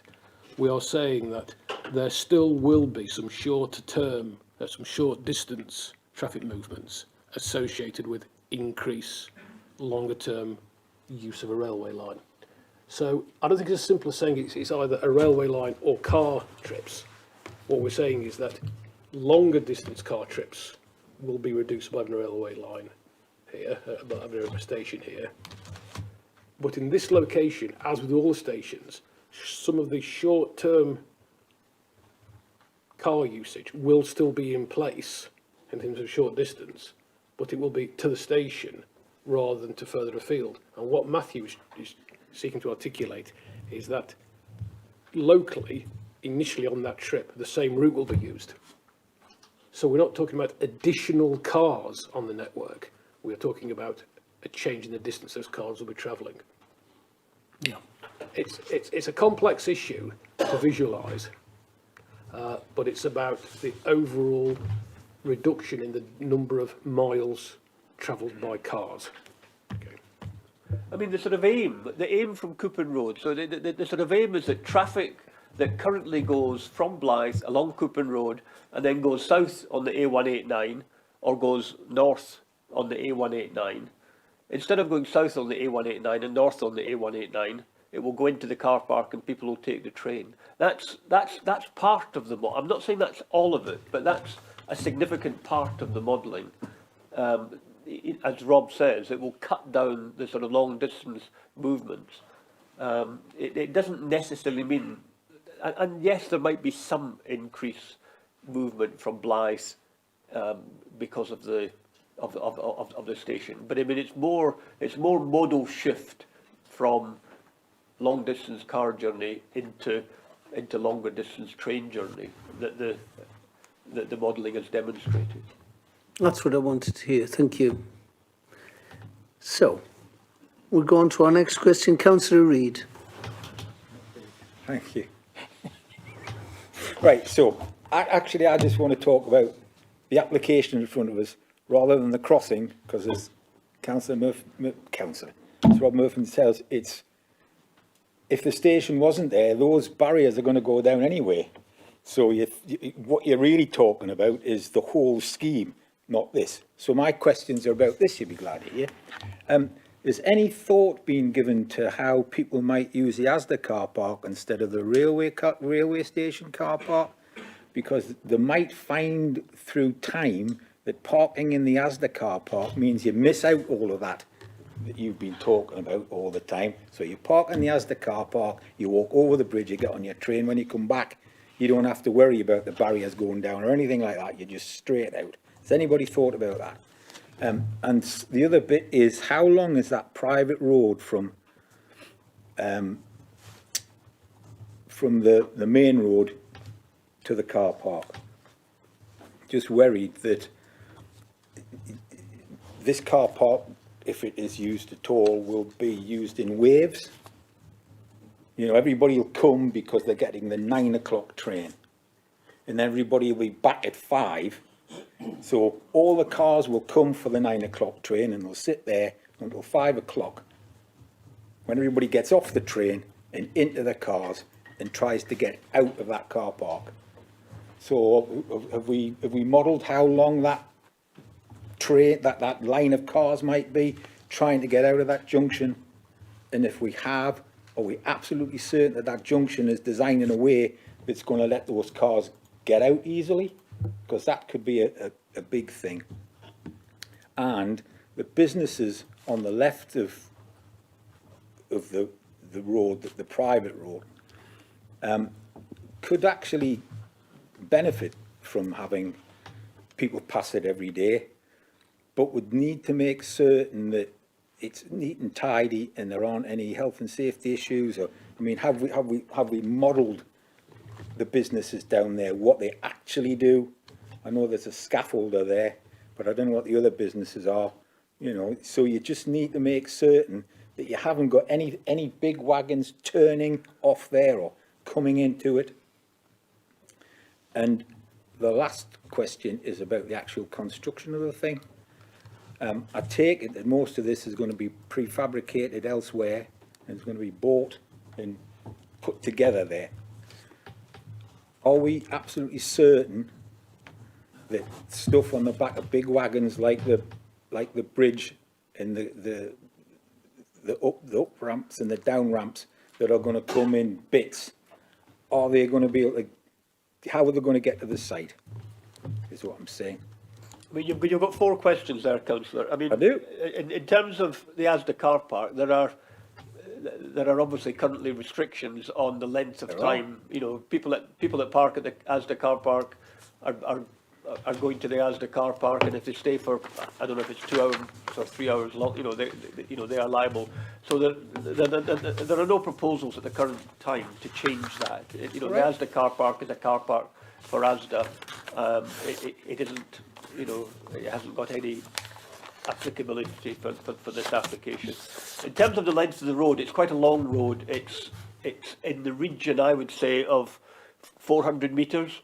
You know, so it's a significant length, and there's sort of, well, I mean, certainly plenty of room for, you know, for sort of cars getting into and out of that. In terms of local businesses, yes, I mean, I think you're right. I think local businesses recognise this, that there could be advantages to them because there is going to be increasing footfall past their businesses. They are going to have a much better road. You saw the road in the photograph that I took. It's in very poor condition at the present time, and the applicants have listened to the concerns of the local businesses and sort of are making a certain amount of provision along that road so that they can continue to sort of park some of their vehicles, because there is at least one business that sort of doesn't have any parking capability within its premise, and there's a lot of on-street parking there. So the sort of local businesses, I think, you know, have been consulted and have been involved and are you know, their concerns have been taken into account. And in terms of the prefabricated, I think again it's probably better if my understanding is that has all been considered about how access to the site is going to be taken. You know, how large materials are going to be accessed into the site. But Matthew's probably better to answer that than myself. Thank you, Gordon. In terms of that construction movement, obviously we've got the construction method statement condition on, which obviously you've seen many times before. There's a pre-commencement, so we'll be looking into those precise details. If they've got larger vehicles that they need to bring in prefabricated units, then that'll be considered. And also, as part of the Transport Works Act order, there's inclusion for temporary accesses, etc. in that, should that inquiry be approved. That sort of falls outside this planning permission, but there is the main control for us is through the construction method statement, which is conditioned. So obviously we'll be looking, if they're proposing to bring in large vehicles, then we'll get to see those details and review them accordingly to make sure there's no impact on the highway network. Can I just ask one more? Sorry, Chair, can I just ask one more thing before because I wrote this down as we're talking. The station itself is 200 metres from the crossing, did you say? And so, what you've got to bear in mind, I'm sure you've all thought of this, but it's just occurred to me that every train that goes over that crossing will be slowing down for the station, so it'll not be going lickety spit like it will be when it leaves the station and goes down to South Newsham and stops all the traffic there a few minutes later. But it will be slowing down. It will not be going at any kind of speed at all because it's going to have to stop in 100 metres. So have we factored that into how long the barriers are going to be down? Yes, that's been taken into account in the modelling of downtime. I knew it would have been, but I just wanted to hear you say it. It has. Well, I can assure you it has. I can assure you it has been. Yeah. I take that assurance. Thank you. Councillor Swinbank, your question, sir. Thank you, Chair. I'll try and be quick. 2 questions. One with regard to the infrastructure that we're putting in place for pedestrian and cycling to the station. Obviously, if we get that right, there's a great potential there to get quite a few people to the station that aren't in their cars, which will be absolutely the best thing altogether, considering what we've been talking about today. So are we content that we've got enough cycle parking on the east side, and is that going to be covered by the CCTV? Because whether people cycle there or not is going to be actually sort of dependent on whether they feel it's safe to leave their bike there. Because if their bike gets trashed and the wheels get nicked the first time they go, they ain't going to go back in the bike. So that's the first question. The second one is with regard to biodiversity net gain.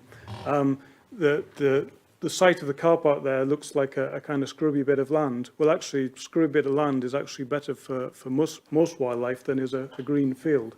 Obviously, that's going to go.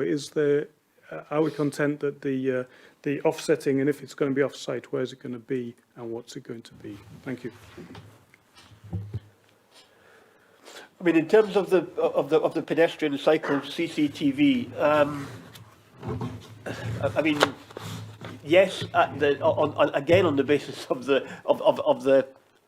modelling of the projection of the projected numbers of people arriving by car, by on foot, on cycle. Yes, sufficient provision is being made.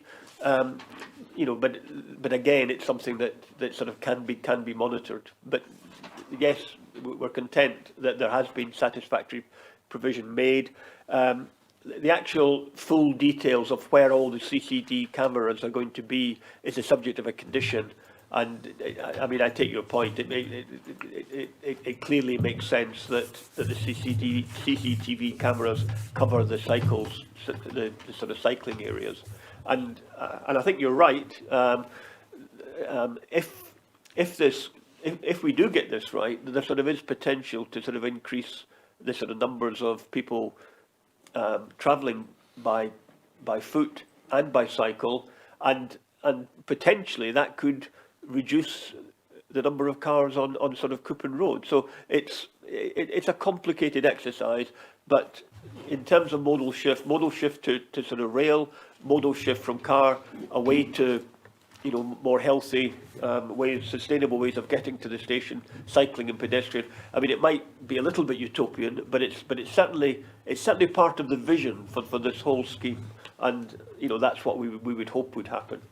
In terms of, I mean, David Feige's here, but in terms of biodiversity net gain, how that's been dealt with, it's been dealt with on a scheme basis rather than an individual station basis. So there is a condition that does require biodiversity net gain, and the details of that are being worked out jointly between the applicants, ecologists, and our ecologists. But David's here and might, you know, he knows more about the sort of detail of these discussions than I do. Thank you. Yes, I agree that sort of mosaic of unmanaged grassland and scrub can be, you know, really quite good for wildlife. We're happy it's been assessed thoroughly and carefully. In terms of possible locations for net gain, we've certainly got room for it at Potland Burn at Ashington, so joining on with the British Vault work. But equally, we would be open to other sites if they became available. But it would certainly sit well with the British Vault work at Potland Burn. So there isn't a problem finding a site. Yeah. Thank you. Councillor Hutchinson. The private road, it's not going to be adopted at any time, is it? No. The proposal is that it remains a private road, but there might be an area at the entrance to the road on Front Street that does require adoption because of the highway works that sort of need to take place there. So who will have the upkeep of this road in the future?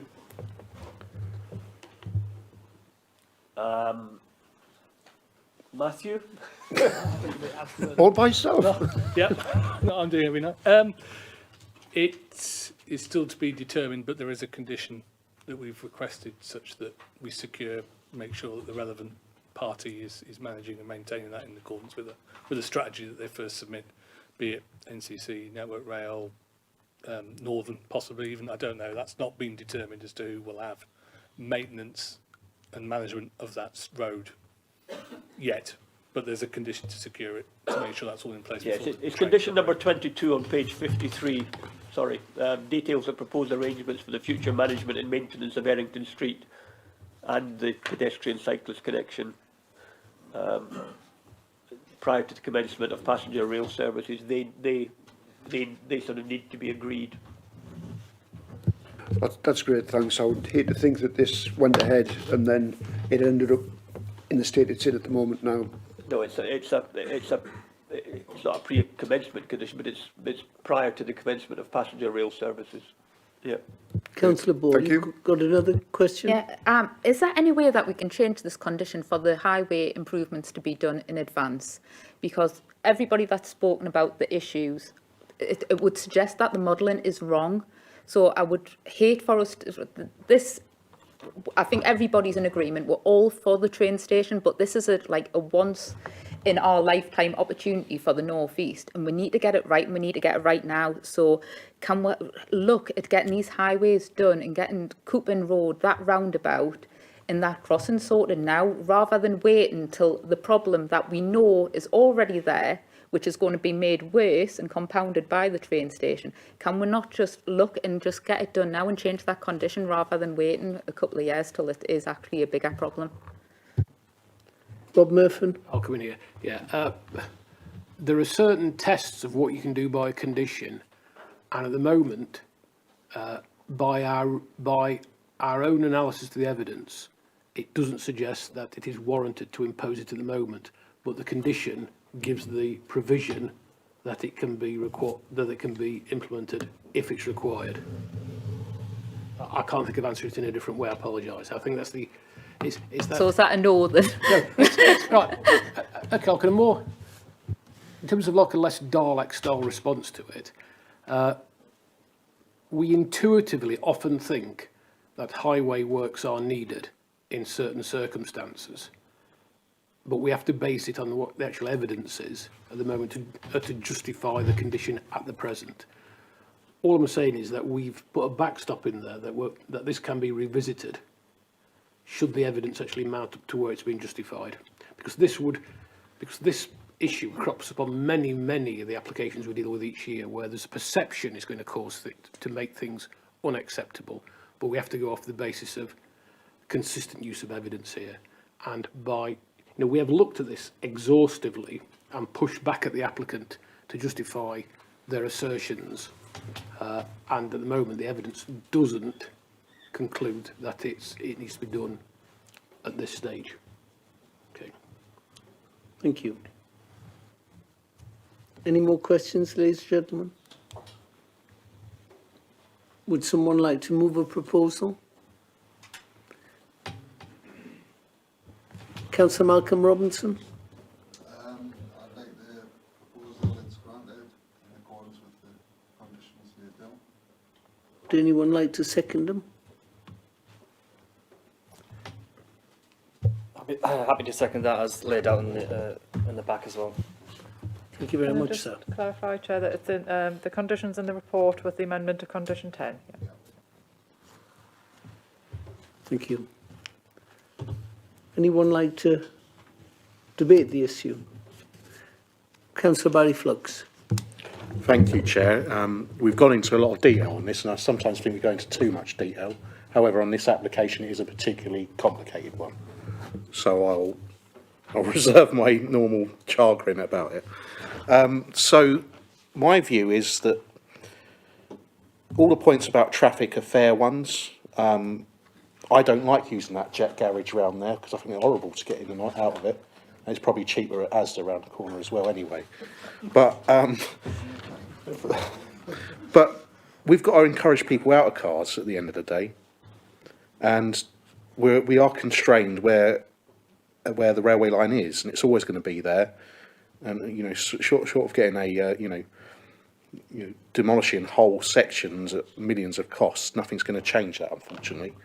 So I think we are where we are. I'm sure some modelling could happen tomorrow if you wanted to put a computer model of when the barriers would go down when these trains were due. I'm sure it could actually happen probably tomorrow if the right technical people were there and just put the barrier down when there's no trains running anyway.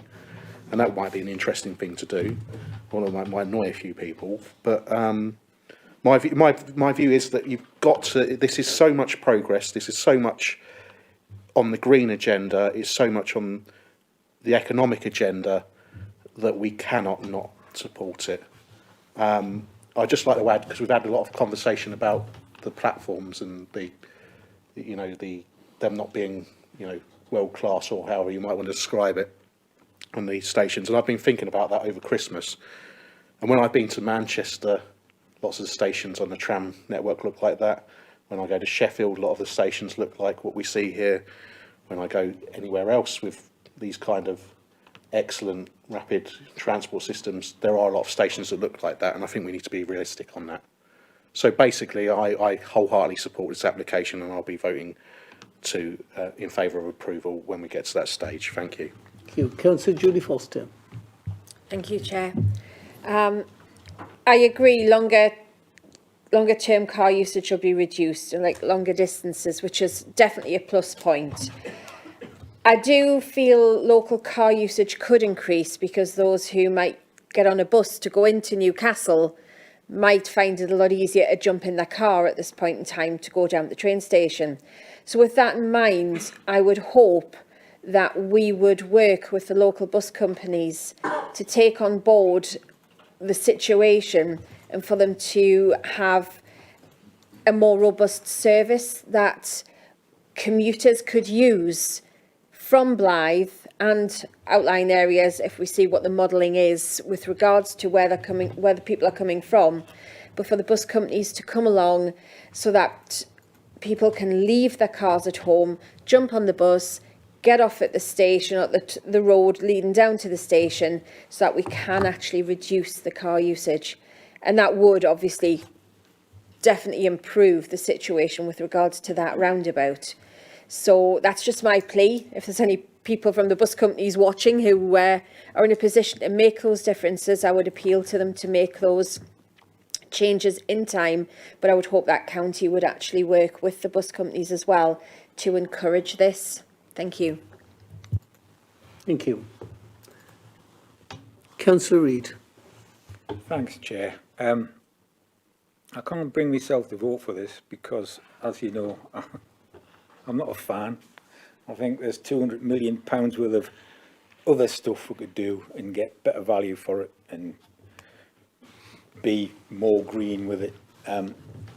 But what my problem is with this particular station, I can see how people on the Asda side and people in that estate beside it might walk to the station and get it on a train and go to Newcastle to commute. And I think that would be a very good thing if it did. But anybody else who has to use a car, it's just going to be, the journey is going to be added to just in a different place. You know, there's the 400 metres, I mean, for us old school, that's 1/4 mile, more or less. So you're going to have waves of cars waiting at that junction to get out. It's just impractical to me. And I will just finish on the thing that our speaker brought in. 9 minutes from this station to Ashington.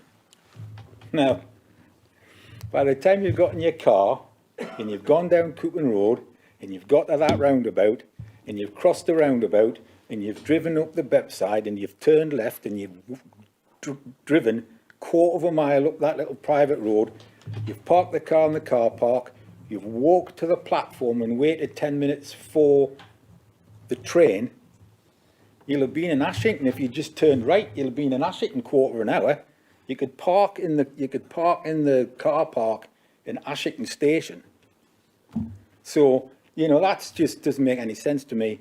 And anybody who works in Blythe will find using that station very annoying, because when you get off, you're nowhere near the place you work. So you're going to have to use something else to get there.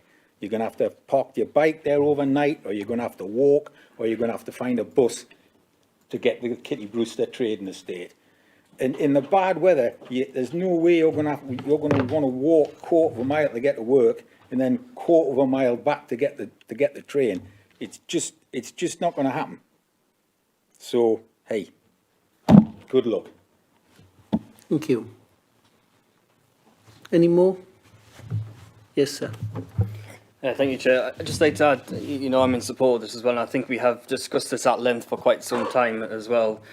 And I think the issues that we have regarding highways, I think the officers have had a great attempt of suggesting that there isn't increased traffic going across Copeland Road as such as just traffic redirect to this. And I think we should just get on board with this. You know, I used to live at Chelsea Street one time, and the trains to Newcastle took 9 minutes. But if you were to drive there in rush hour, it would take an hour and a half, sort of thing. So, the trains are used. I think it's a great point here, and I just think we've debated this and asked questions of this quite enough. Should we just go to the vote? I think I think we've discussed it quite at length. Yes, we should probably go to the vote, but the chairman's going to say a word or two too, very briefly. I am a great supporter of the Northumberland line. I think it will be a great asset, unlike Councillor Reid. I think it's really pushing green issues and pushing increased economic activity. Yes, you know, I hope that some people are going to walk to the station, some people are going to cycle, and yes, there will be people in the cars as well.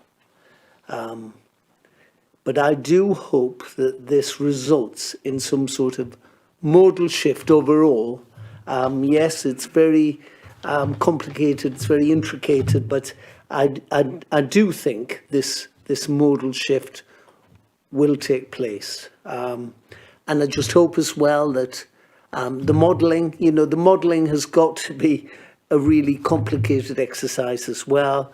And, you know, I just hope within that, they've taken into account the increased economic activity that this rail line hopefully will generate. So it's a tricky one. We've got, you know, we've got transport problems, we have, but we think we've got them under control with the assessment. So let's hope and see. Yeah. So, ladies and gentlemen, this new railway station at Bebside, with all its additions, its cycle bridge, everything else, has been moved and seconded. All those in favour? Chair, I was just going to say that obviously Councillor Robinson could sum up if you wanted to. Do you want to say any more, Councillor Robinson? I was going to, but I think you've summed it up. Oh, thank you, sir. Thank you. Quite succinctly, thank you, Chair. Oh, good man. So, all those in favour of the proposal to approve this railway station? Yep. Those against? Those abstaining? One abstention. Thank you very much, ladies and gentlemen. That was a long debate, but I think we got there, and I think we've done justice to this complicated application, so well done.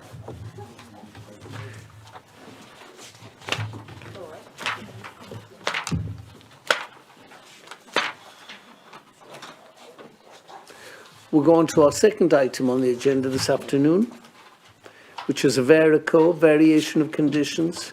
Number 3, approved plans pursuant to the planning approval 16/0094/FULES. And this is land west of the St George's Hospital, Morpeth, Northumberland. And just before we get on to this, ladies and gentlemen, you know, it's obviously the town council have given an awful lot of comment and consideration to this, but it is a huge housing development, and you know, it gratifies me that the applicant has taken this away, come back and packaged it up slightly differently. It's a huge housing development, but at the same time, you know, Homes England want to make sure that we get it right, and I think they've put a lot of thought into this application since it was initially approved. So Tasman, over to you to take us through this application. Thank you. Thank you. I do have two updates for this application. The first update is I've received an email from one of the original objectors to the scheme, who states that whilst it is great to see the emphasis placed on the landscaping ecological corridor across the northern edge of the site, there is nothing in the conditions relating to the timing of these works, as requested in the email below. There is also nothing in the conditions regarding noise mitigation during construction to protect adjacent residents and wildlife.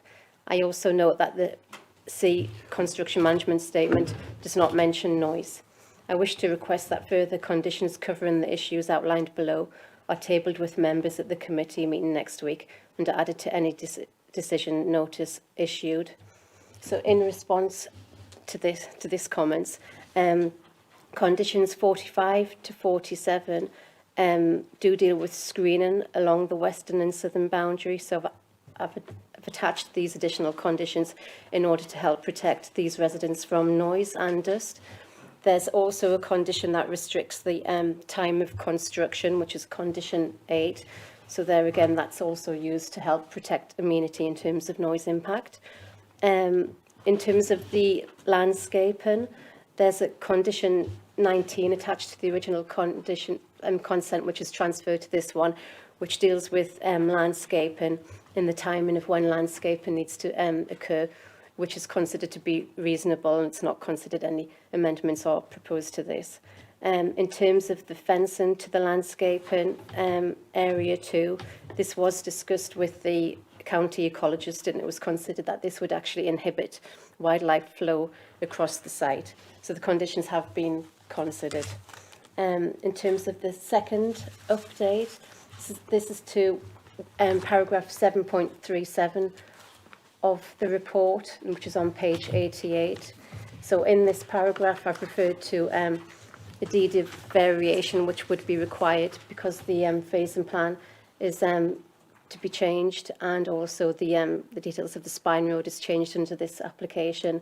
I have said that this would be dealt with after. However, we are going to be dealing with this deed of variation as part of this application, so before a decision is actually going to be issued.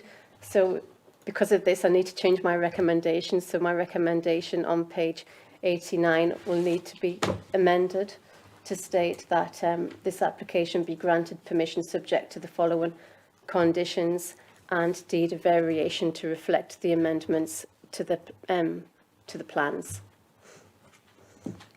Okay. Thank you. Right. Okay. So, yeah, I just want to explain that I am presenting two applications tonight for the St George's site. The first application is to vary the plans and documents approved under the original permission.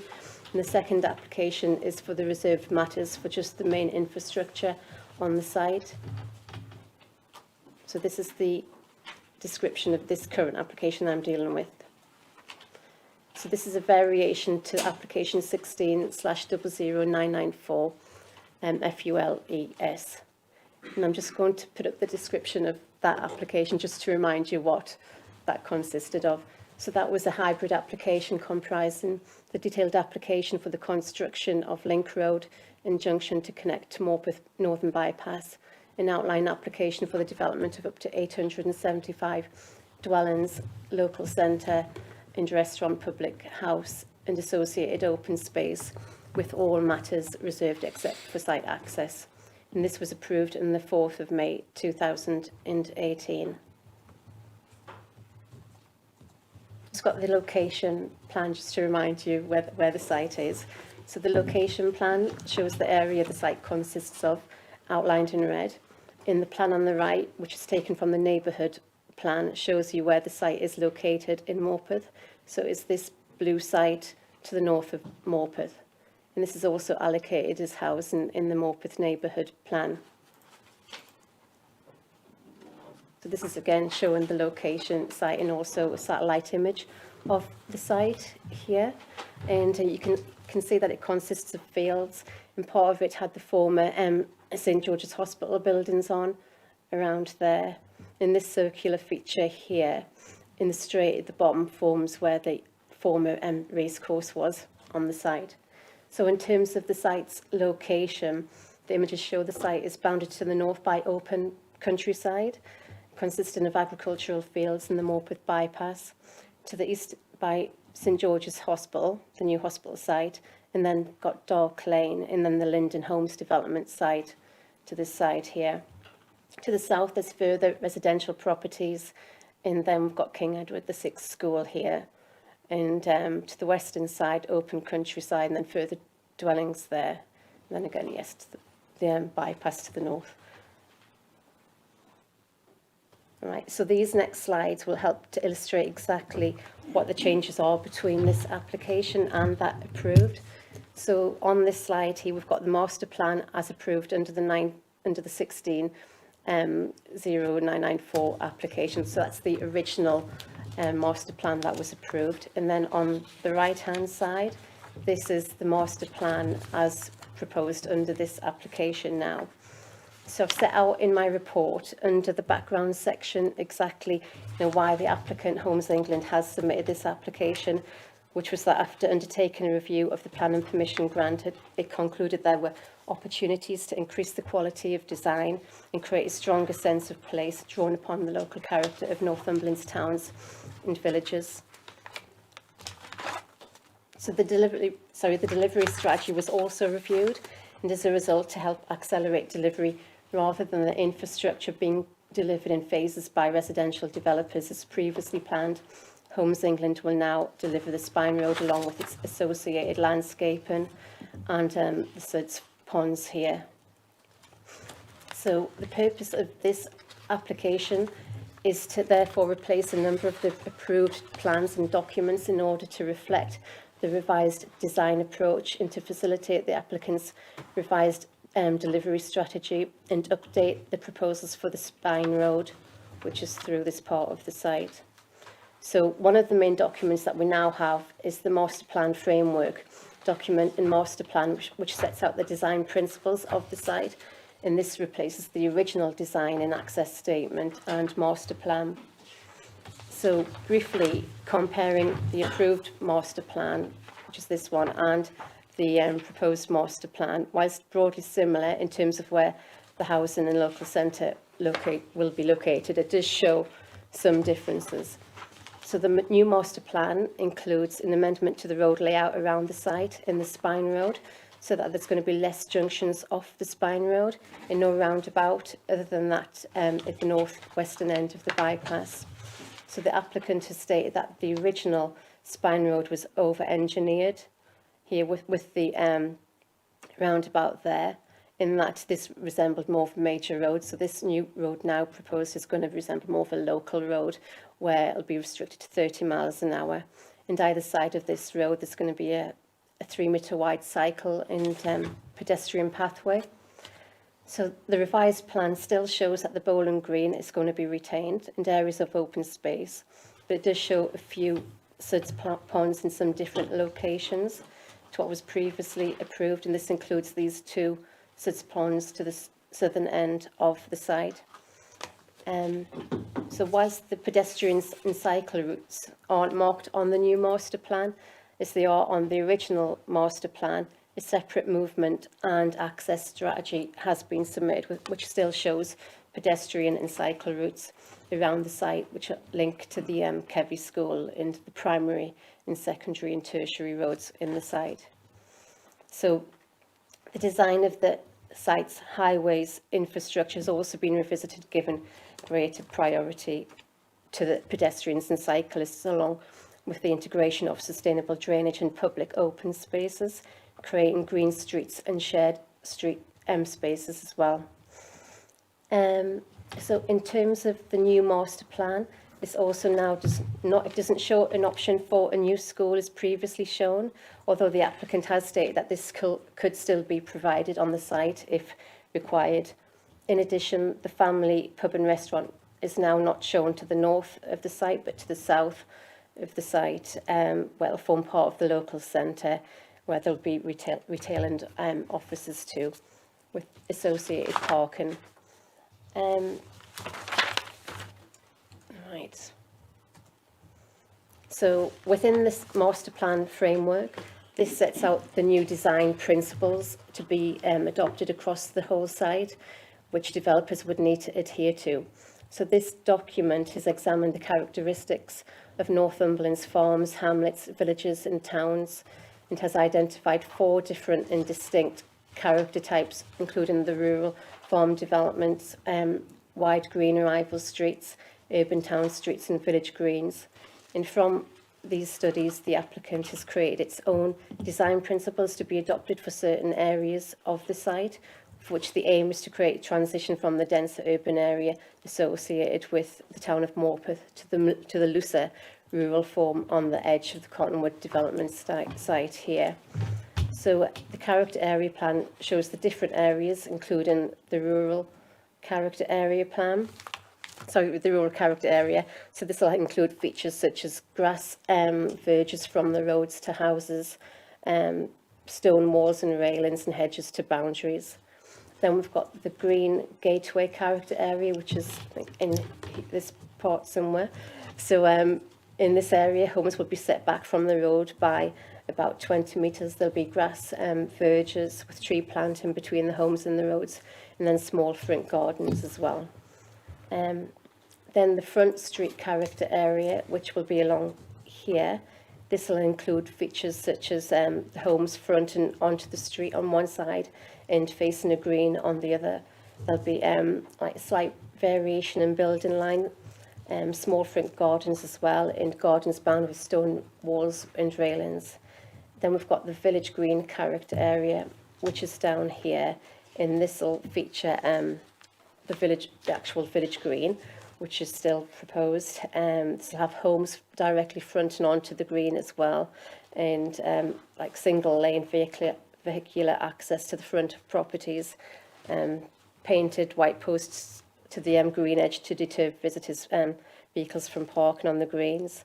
It'll also have homes which vary in height from 2 to 3 stories as well. So the aim of these character areas will be to provide an attractive and interesting journey as well, and create a strong sense of place and identity as part of the development. So in terms of landscaping around the site, a key principle of the development is also for every home to be within 100 metres of green space. So the master plan continues to provide a network of greenways as previously proposed. And so these will be provided for leisure and recreation routes, offering attractive fitness and dog walking routes that connect to the woodland walks, and also to routes within Morpeth town centre as well. So overall, it will have a similar green infrastructure aspects as before, in that there will be landscaped areas to the edge of the settlement, such as the rural arrival duck pond, and the race course will continue to be protected and used as a leisure circuit as well. There will be areas of open space around the site, including the village green too. And as before, the master plan will also continue to enhance biodiversity and integrate children's play areas. So the green and blue infrastructure plan shown here, this has been designed together as part of the new multifunctioning landscape, allowing the drainage aspects to be part of the natural landscape. The network of greenways and green spaces will create wildlife corridors and a series of safe off-road pedestrian and cycle routes with integrated play and fitness opportunities will be provided. So, as I said before, the racecourse route will also provide the green network of trees and hedgerows, as well as meadow grasses, to create a wildlife corridor which interconnects with the surrounding footpaths around the site. Now moving on to the Spine Road. So as part of this application, full planning permission is still sought for the Spine Road. So this plan on the left shows the Spine Road as approved under the original application. The plan on the right shows this is the Spine Road, the route of the Spine Road down here. as proposed now. So after a review of the application by the applicant, these changes are now proposed, as I mentioned before, so that's going to be less junctions off this and no roundabouts proposed, and so it will resemble more of a local road than a main road before, as proposed before. So this second application therefore seeks just full permission for this spine road, as I've mentioned. I've now got some photographs taken across the site. So these photographs are taken from the eastern end of the site, from where the site meets Dark Lane. So at this site here, approximately, this is going to be where the eastern end of the spine road will be located. This is a photograph looking across the southern end of the site, where there will be residential properties within this area here.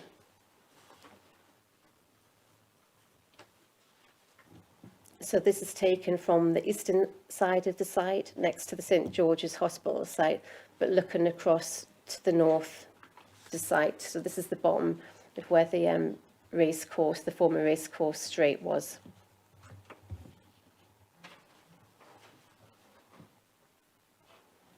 Oops. Then we've got photographs taken from where the racecourse straight is, and looking north of the site and west of the site too. And this is a montage of photographs taken from the roundabout at the Morpeth bypass, where the site will be accessed from. So this is looking eastwards across the site. So in terms of my report, I have summarised the objections and comments that have been received for this application under my other section, and I've also referred to them throughout the report as well. So given the size of the scheme, there aren't so many objections, but they have all been considered.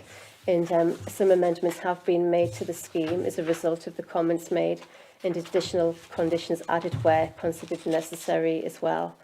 So I've set this out in my other section, my response to these comments, and also included the town council's comments within that as well.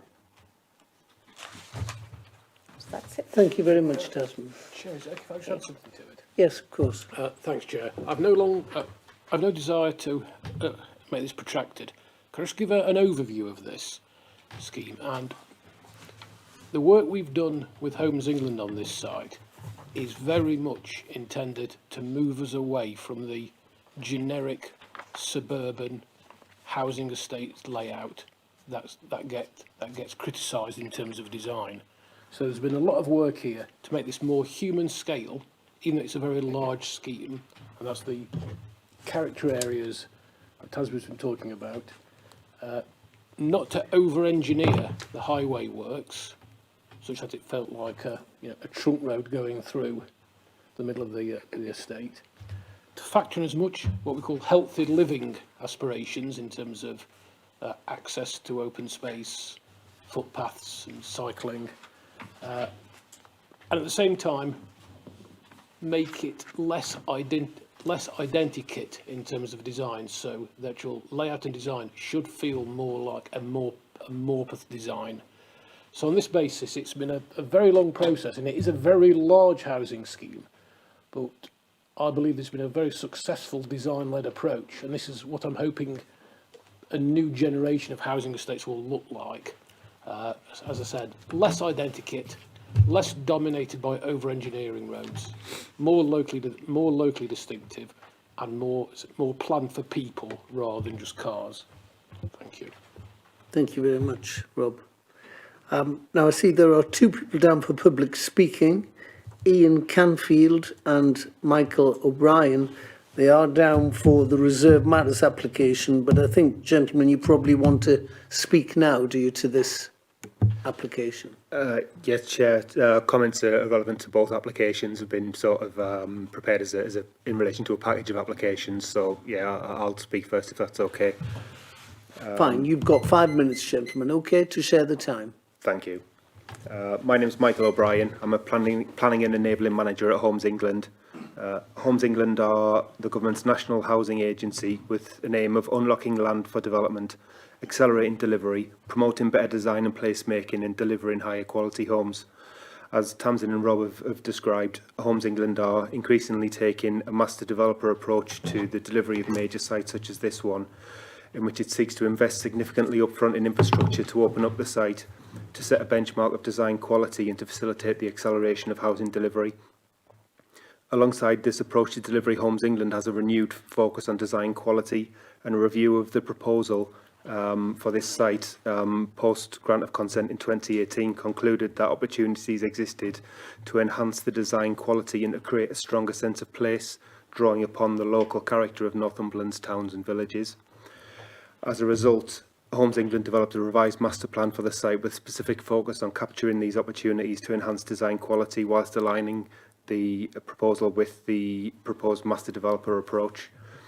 In particular, the design of the site's highways infrastructure has been revisited to achieve a less heavily engineered and more organic arrangement, giving greater priority to pedestrians and cyclists while better integrating highways design and landscape features.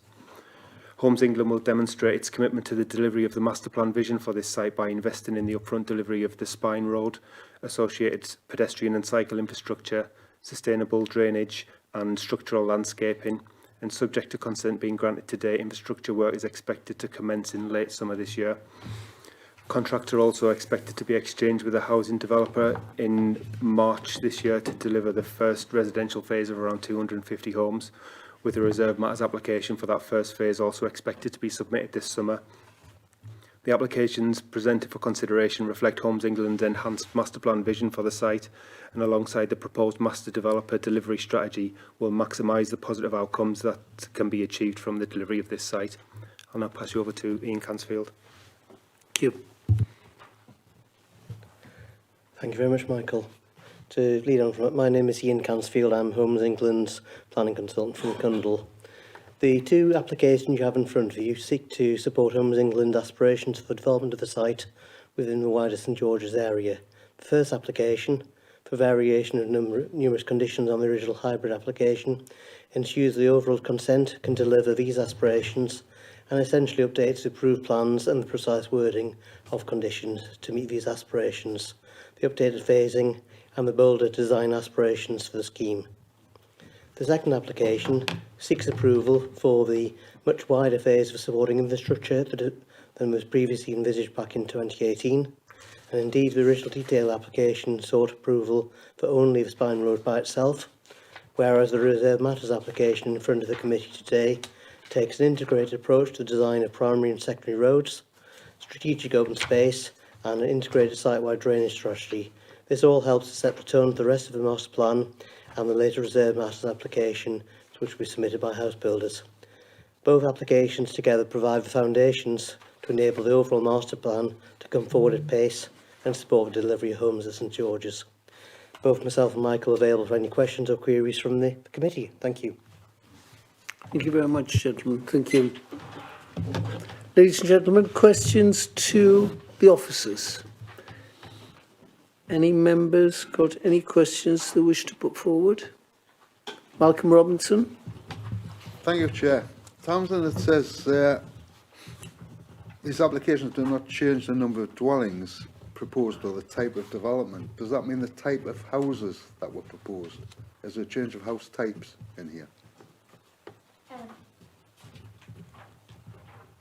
No, I mean, there's been no change to that, no change to the numbers, no. I mean, in terms of the details of the houses, that'll be dealt with through the reserve matters applications. Yeah.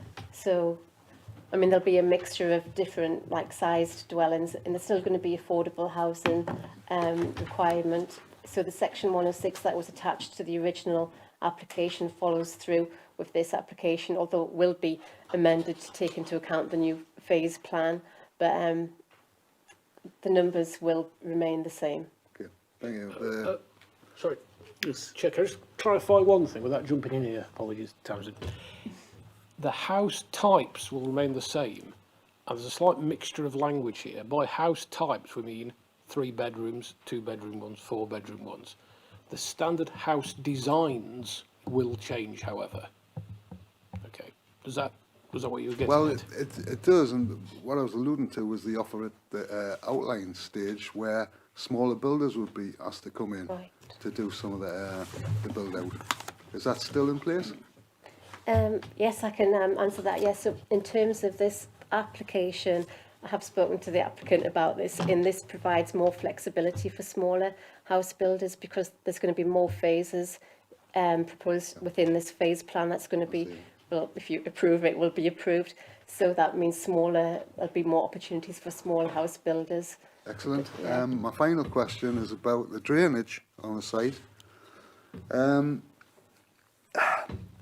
I read that it's something the town council's mentioned as well. Yes, we've got some sud ponds in the development, but what about the drainage outside the development? Because basically this is the top of a hill that we're going to concrete over. So it's obviously going to result in runoff from this site down into the river, basically, isn't it? If I can, Chair. Yes, so certainly the application looks at the current site, and it's a large site and it's split over 4 different catchments, sort of going to the sort of 2 going towards Cottingburn, 1 to the Halburn, and then 1 to the south towards Morpeth itself. And we know historically we've had issues within Morpeth, particularly on Cottingburn. There's been a £1 million scheme to alleviate flooding on there and through the town itself. So certainly looking at the proposals, you can see there are some suds basins proposed within the site. There's swales. The detail will come about with proposing permeable paving just to slow the water down as much as possible to mimic the natural drainage. And as such, with all of those proposals in place, the water, which will go to the same location as before, but it will still be at the same rate and it will be attenuated on site as well. So overall, there'll be no net increase to those existing infrastructure downstream, and therefore we are content with those proposals. Georgina Hill.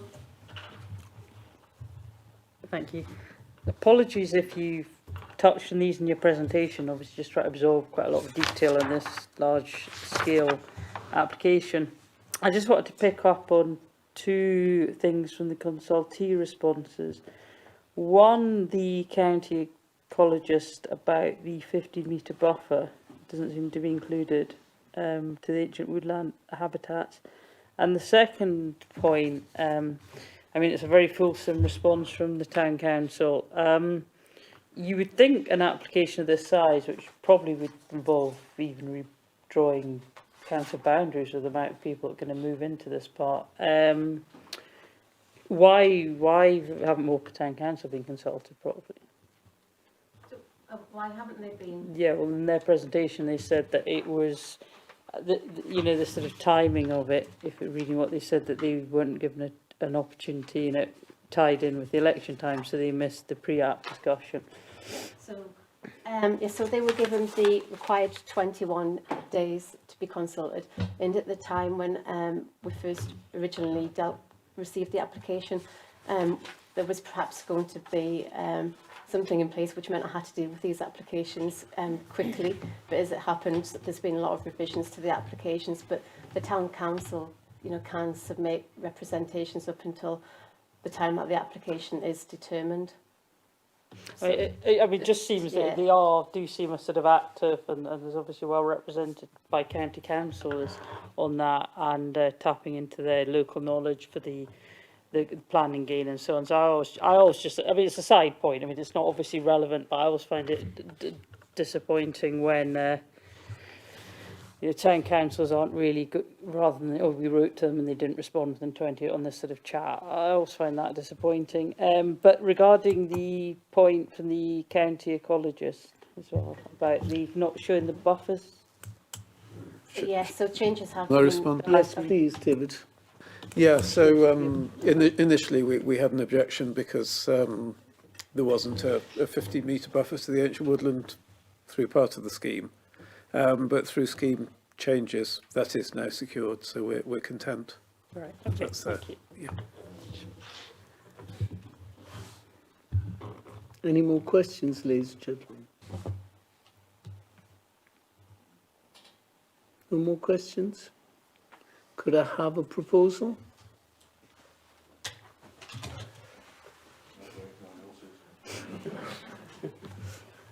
Barry Flux? Do you want me to do both at once, or you?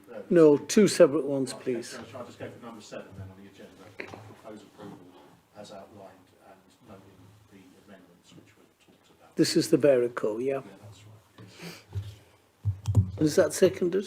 Yeah. Anybody want to speak to the application? Yes, Councillor Reid. Thanks, Chair. Well, that's music to my ears, actually, that, because I often sit in these meetings and say, in 10 years' time, you know, take me down there, blindfold me, and will I be able to tell where I am? And in most cases, no, the answer is no, because they're all the same. But this is a bit of innovation. It's a bit, you know, it's a bit different. It's going to try and recognise place, which is kind of what I've been banging on about for years. So, hey, fantastic. So if someone wants to volunteer to blindfold me and take me there in 10 years... I'd love to blindfold you, Councillor Reid. Love to do it. I would have thought gag me, Chair, was probably more likely. But no, I've got the blindfold ready. Yeah. Well done. Let's hope we can work with developers in the same spirit of, we want to build houses, we want to build communities, we want to build homes that people can be proud of for decades. So this is, well done, thank you. Well, from the chair, I would just like to chip in too. You know, when NPPF first came along, one of the main platforms of that was good design. There was meant to be this golden thread that ran through the document promoting good design. And I feel really the golden thread is out today. I particularly like this application. I like the way it's been varied, strong support of the character areas. Hats off to Homes England for doing their homework, going around the county, looking at vernacular architecture and promoting this strong sense of place. So, like Councillor Reid, I think this is an excellent application and I look forward to seeing more like this. So, would Barry Flux like to conclude, or? I'll just re-emphasise what you've said. You said it better than I could, so just go for that. Very good. All those in favour of this application? Unanimous. Excellent. And now we go on to the reserved matters, which, you know, we have largely covered, haven't we, Tasman? Yes, we have. I've just got some little additional things to add. Excellent. Over to you. Okay, I'll just find my presentation.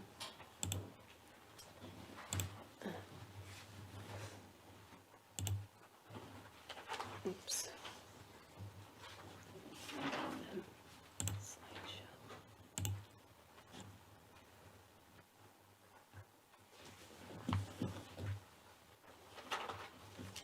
Okay, yeah. So this application is the reserved matters application for the site-wide infrastructure for the site. So it seeks approval for the access, appearance, landscape and layout and scale of the infrastructure works only. So it consists of the advanced infrastructure phase, which includes the suds ponds, the public open space, landscape and primary and secondary road network. This is the same location plan that I had before, just to show you where the site is. So it's outlined in red, and this is the satellite image of the site again here. So this slide shows you the master plan for the site as proposed as part of the previous application that we've just considered. So it shows the boundary of the reserved. Sorry, this one shows the boundary of the reserved matters application. So as you can see, it includes the spine road, which runs through the site here. It includes the secondary roads, which are these coming off the spine road. It also includes the landscaped area here and the landscaped suds areas here around the site. So this slide and the next couple of slides show just cross sections across the roads and adjacent paths in swales across the site, across the prime road, sorry, the spine road and then the secondary roads as well. So this slide shows the cross section of the spine road in the Green Gateway area, in the front street character areas. So they show that while the spine road would maintain its 6.75 metre width with a 3 metre shared pedestrian and cycle ways on either side, the Green Gateway area here, which is here, would also have landscaped areas either side of the path, then further vehicular and pedestrian access routes to the houses to the front of, in front of the houses here. So this will be quite wide and landscaped here.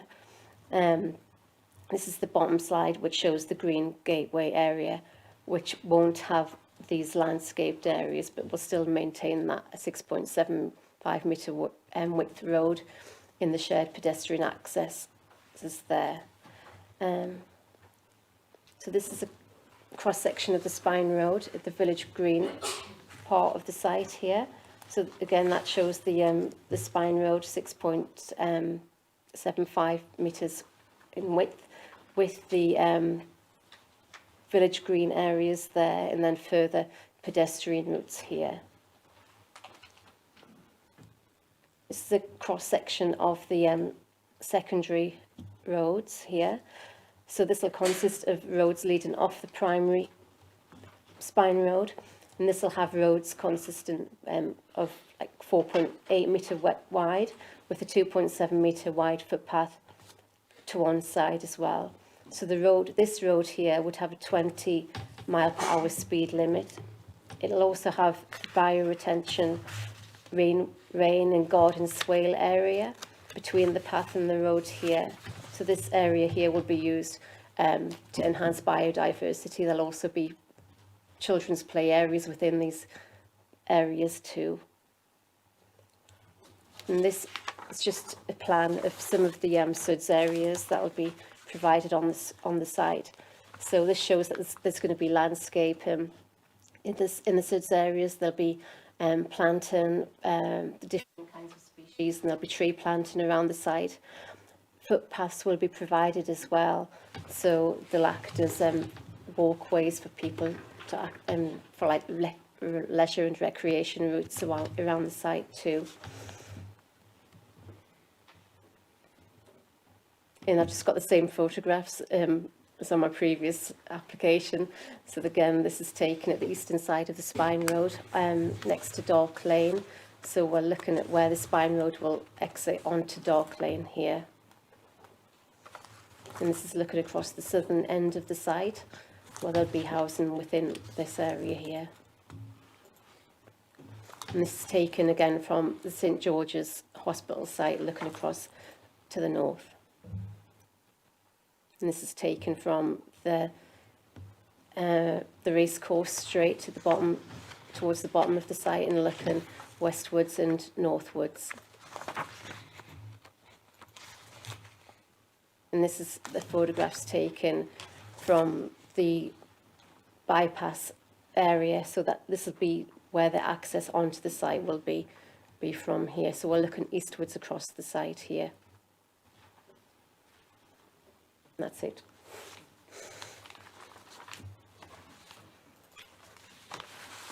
Thank you very much.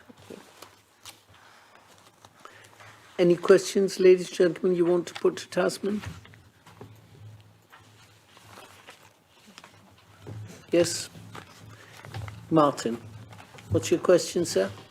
Thank you, Chair. My question is about trees. Obviously, in the wake of Storm Arwen, trees have been on all our minds, and we've lost a great number across the county, sadly. On developments generally, I think it's been in the past that the council has taken over green areas and roads and adopted those areas.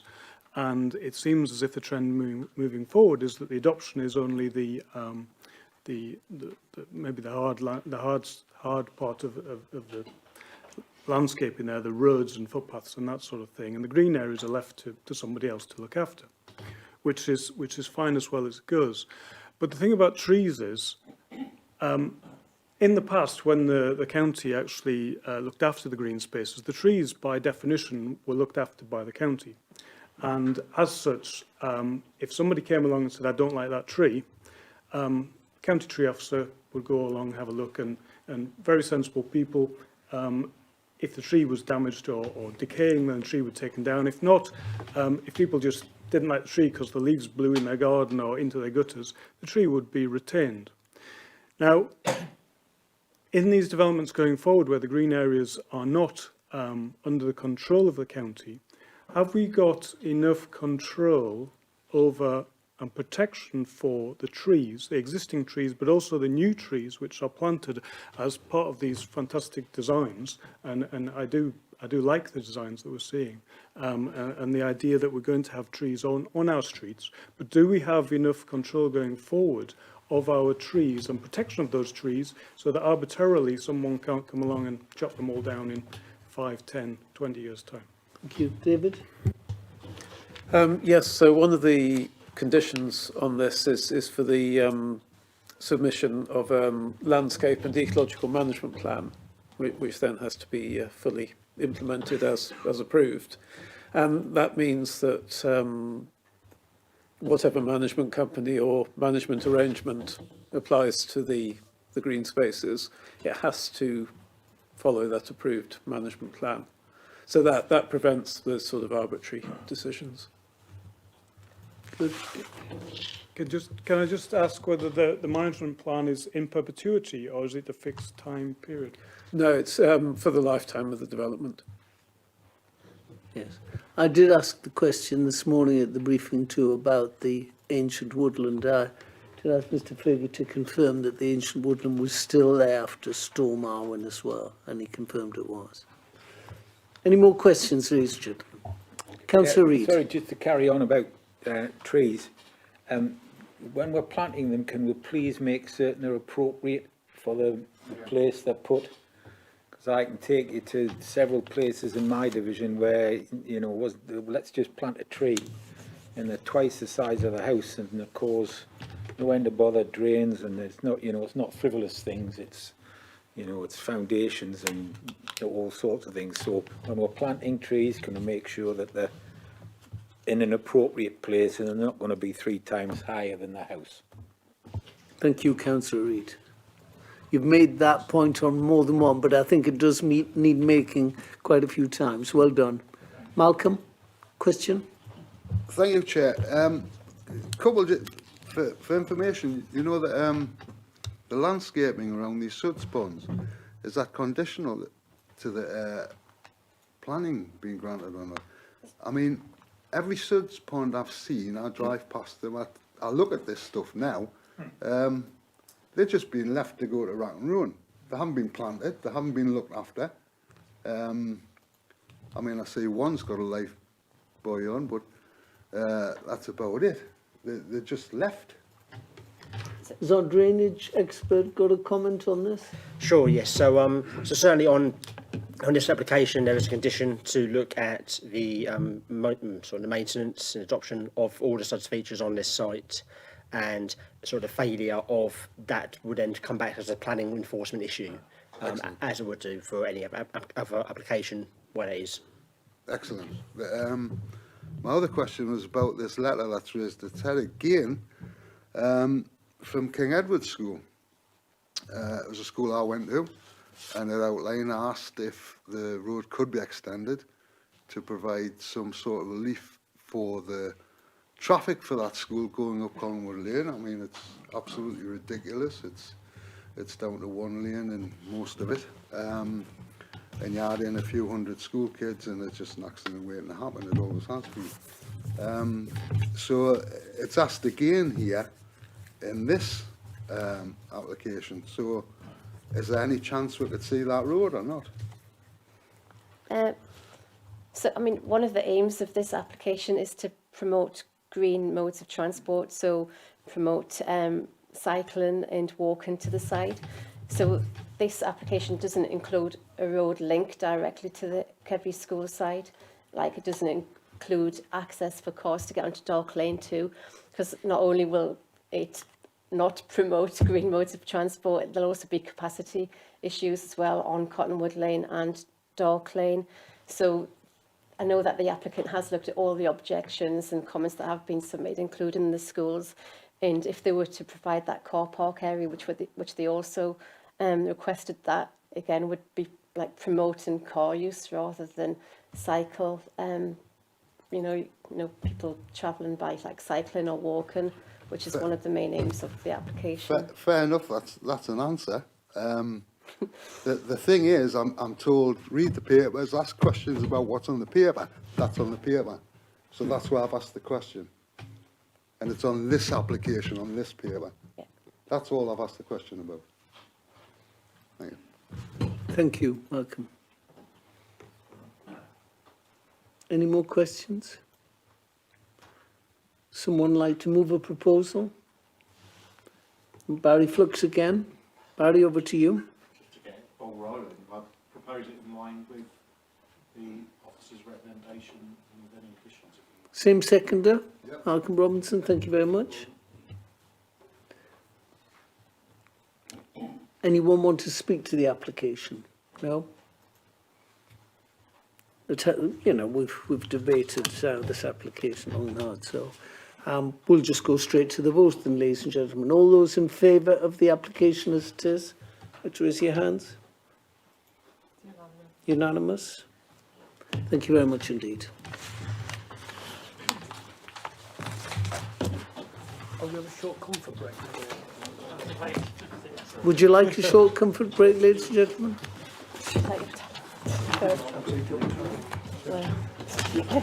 5 minutes. Sorry.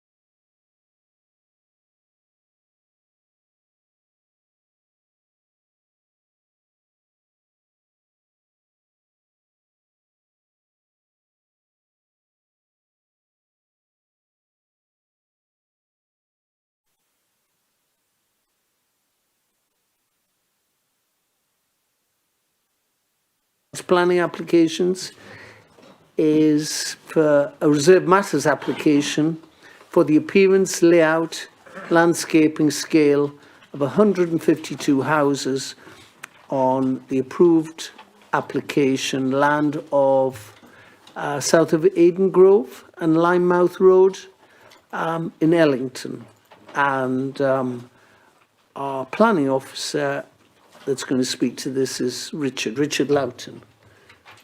Richard, over to you. Yeah, thank you. Okay, the application seeks permission for the reserve matters of phase 3 and 4 for appearance, layout, landscaping and scale for 152 dwellings near Linemouth Road in Ellington. The current application is for the final 2 phases of the development and will provide a mix of 13 2-bed homes, 68 3-bed homes and 71 4-bed homes. The site received outline permission for up to 400 dwellings in 2015. The entire scheme now amounts to 347 units overall, with 99 units in phase 1, 96 units in phase 2 and 152 under the current phases 3 and 4. The satellite image just shows that this was a former Ellington colliery, with access to the site comes from Linemouth Road from the east, from phase 1, and immediately surrounding the site is a mix of residential and agricultural land. The site is currently vacant in preparation for development and surrounded by woodland, with the Ellington Welfare and Ellington Business Centre to the east of the site along Linemouth Road and Albion Terrace. Phase 1 and 2 of the development is under construction and a number of houses are now complete. The completed phase 1 can be seen at the top of the image, with phase 2 being constructed in the centre of the site, and then phase 3 and 4 there to the larger area to the southeast of the site. Just a quick run through there, just for context. The plans show phase 1 along Linemouth Road opposite existing residential properties in Ellington, and then phase 2 wraps around to the south. This is the current proposed site plan for phases 3 and 4 within the current application, and this is the largest phase of development further southeast behind the Ellington Business Centre. The proposed layout provides a medium density mix with landscape features, creating an attractive site that continues a similar pattern of development from phases 1 and 2.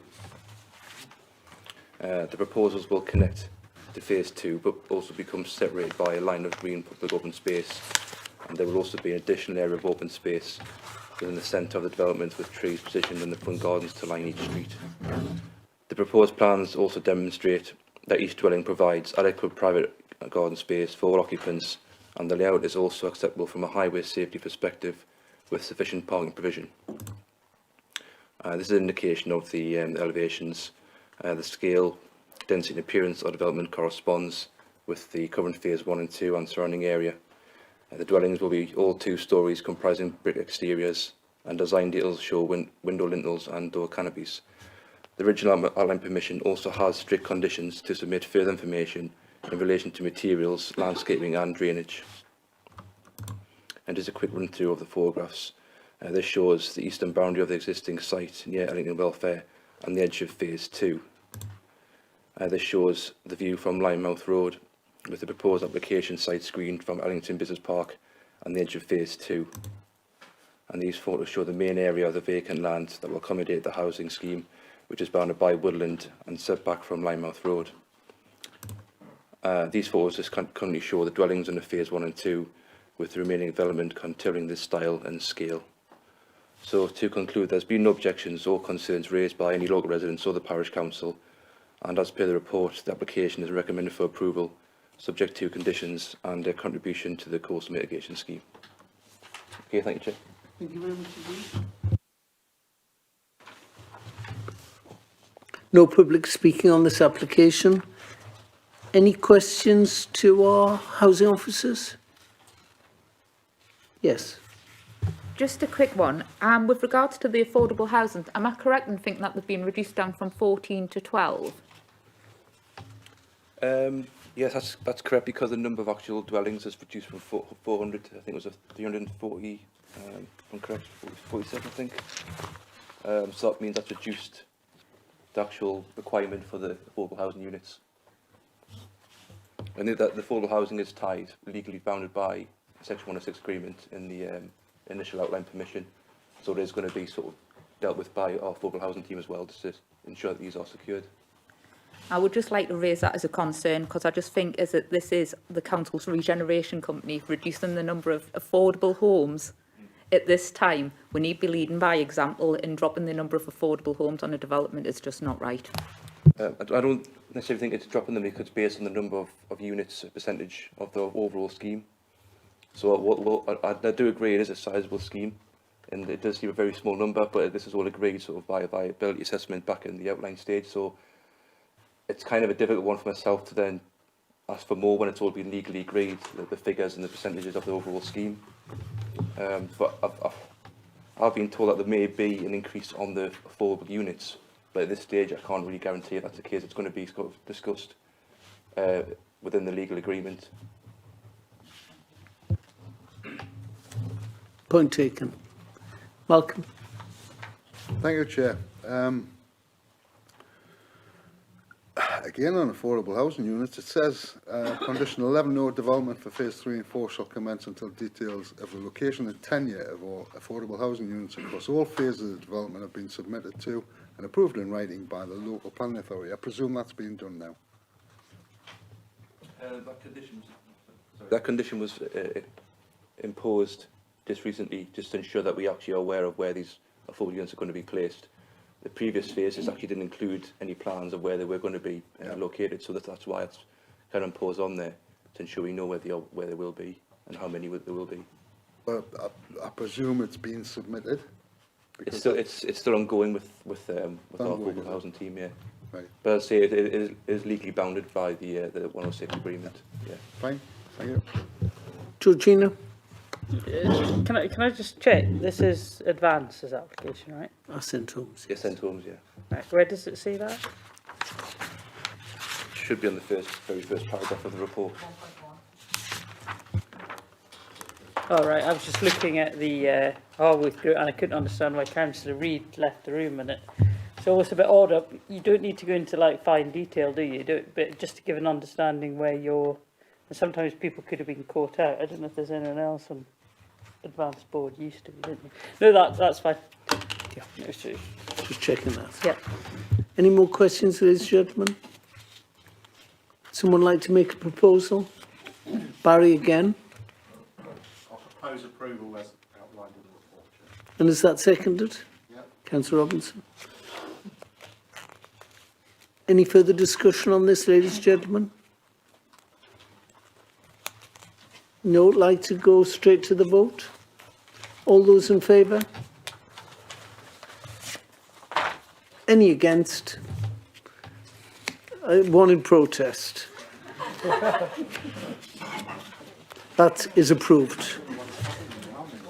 Nothing else on the agenda this afternoon, ladies and gentlemen, apart from appeals report and section 1, where section 106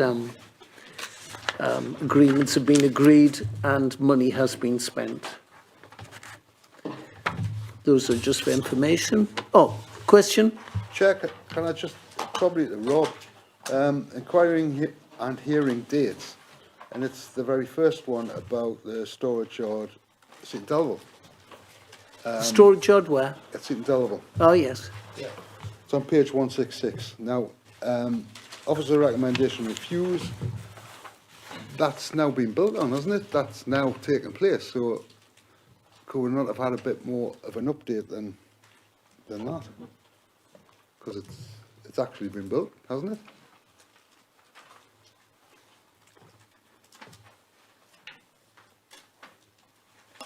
I'll check the result. I don't think we've had the decision on that yet. Well, advertising office space and whatnot, and hot desks and things. I will double check it. Right. Okay. Okay, get back to you on that one. Right, well, thank you very much, ladies and gentlemen, for your contributions today. We've had a good debate, some good decisions. Thank you very much indeed. Thank you. Bye-bye.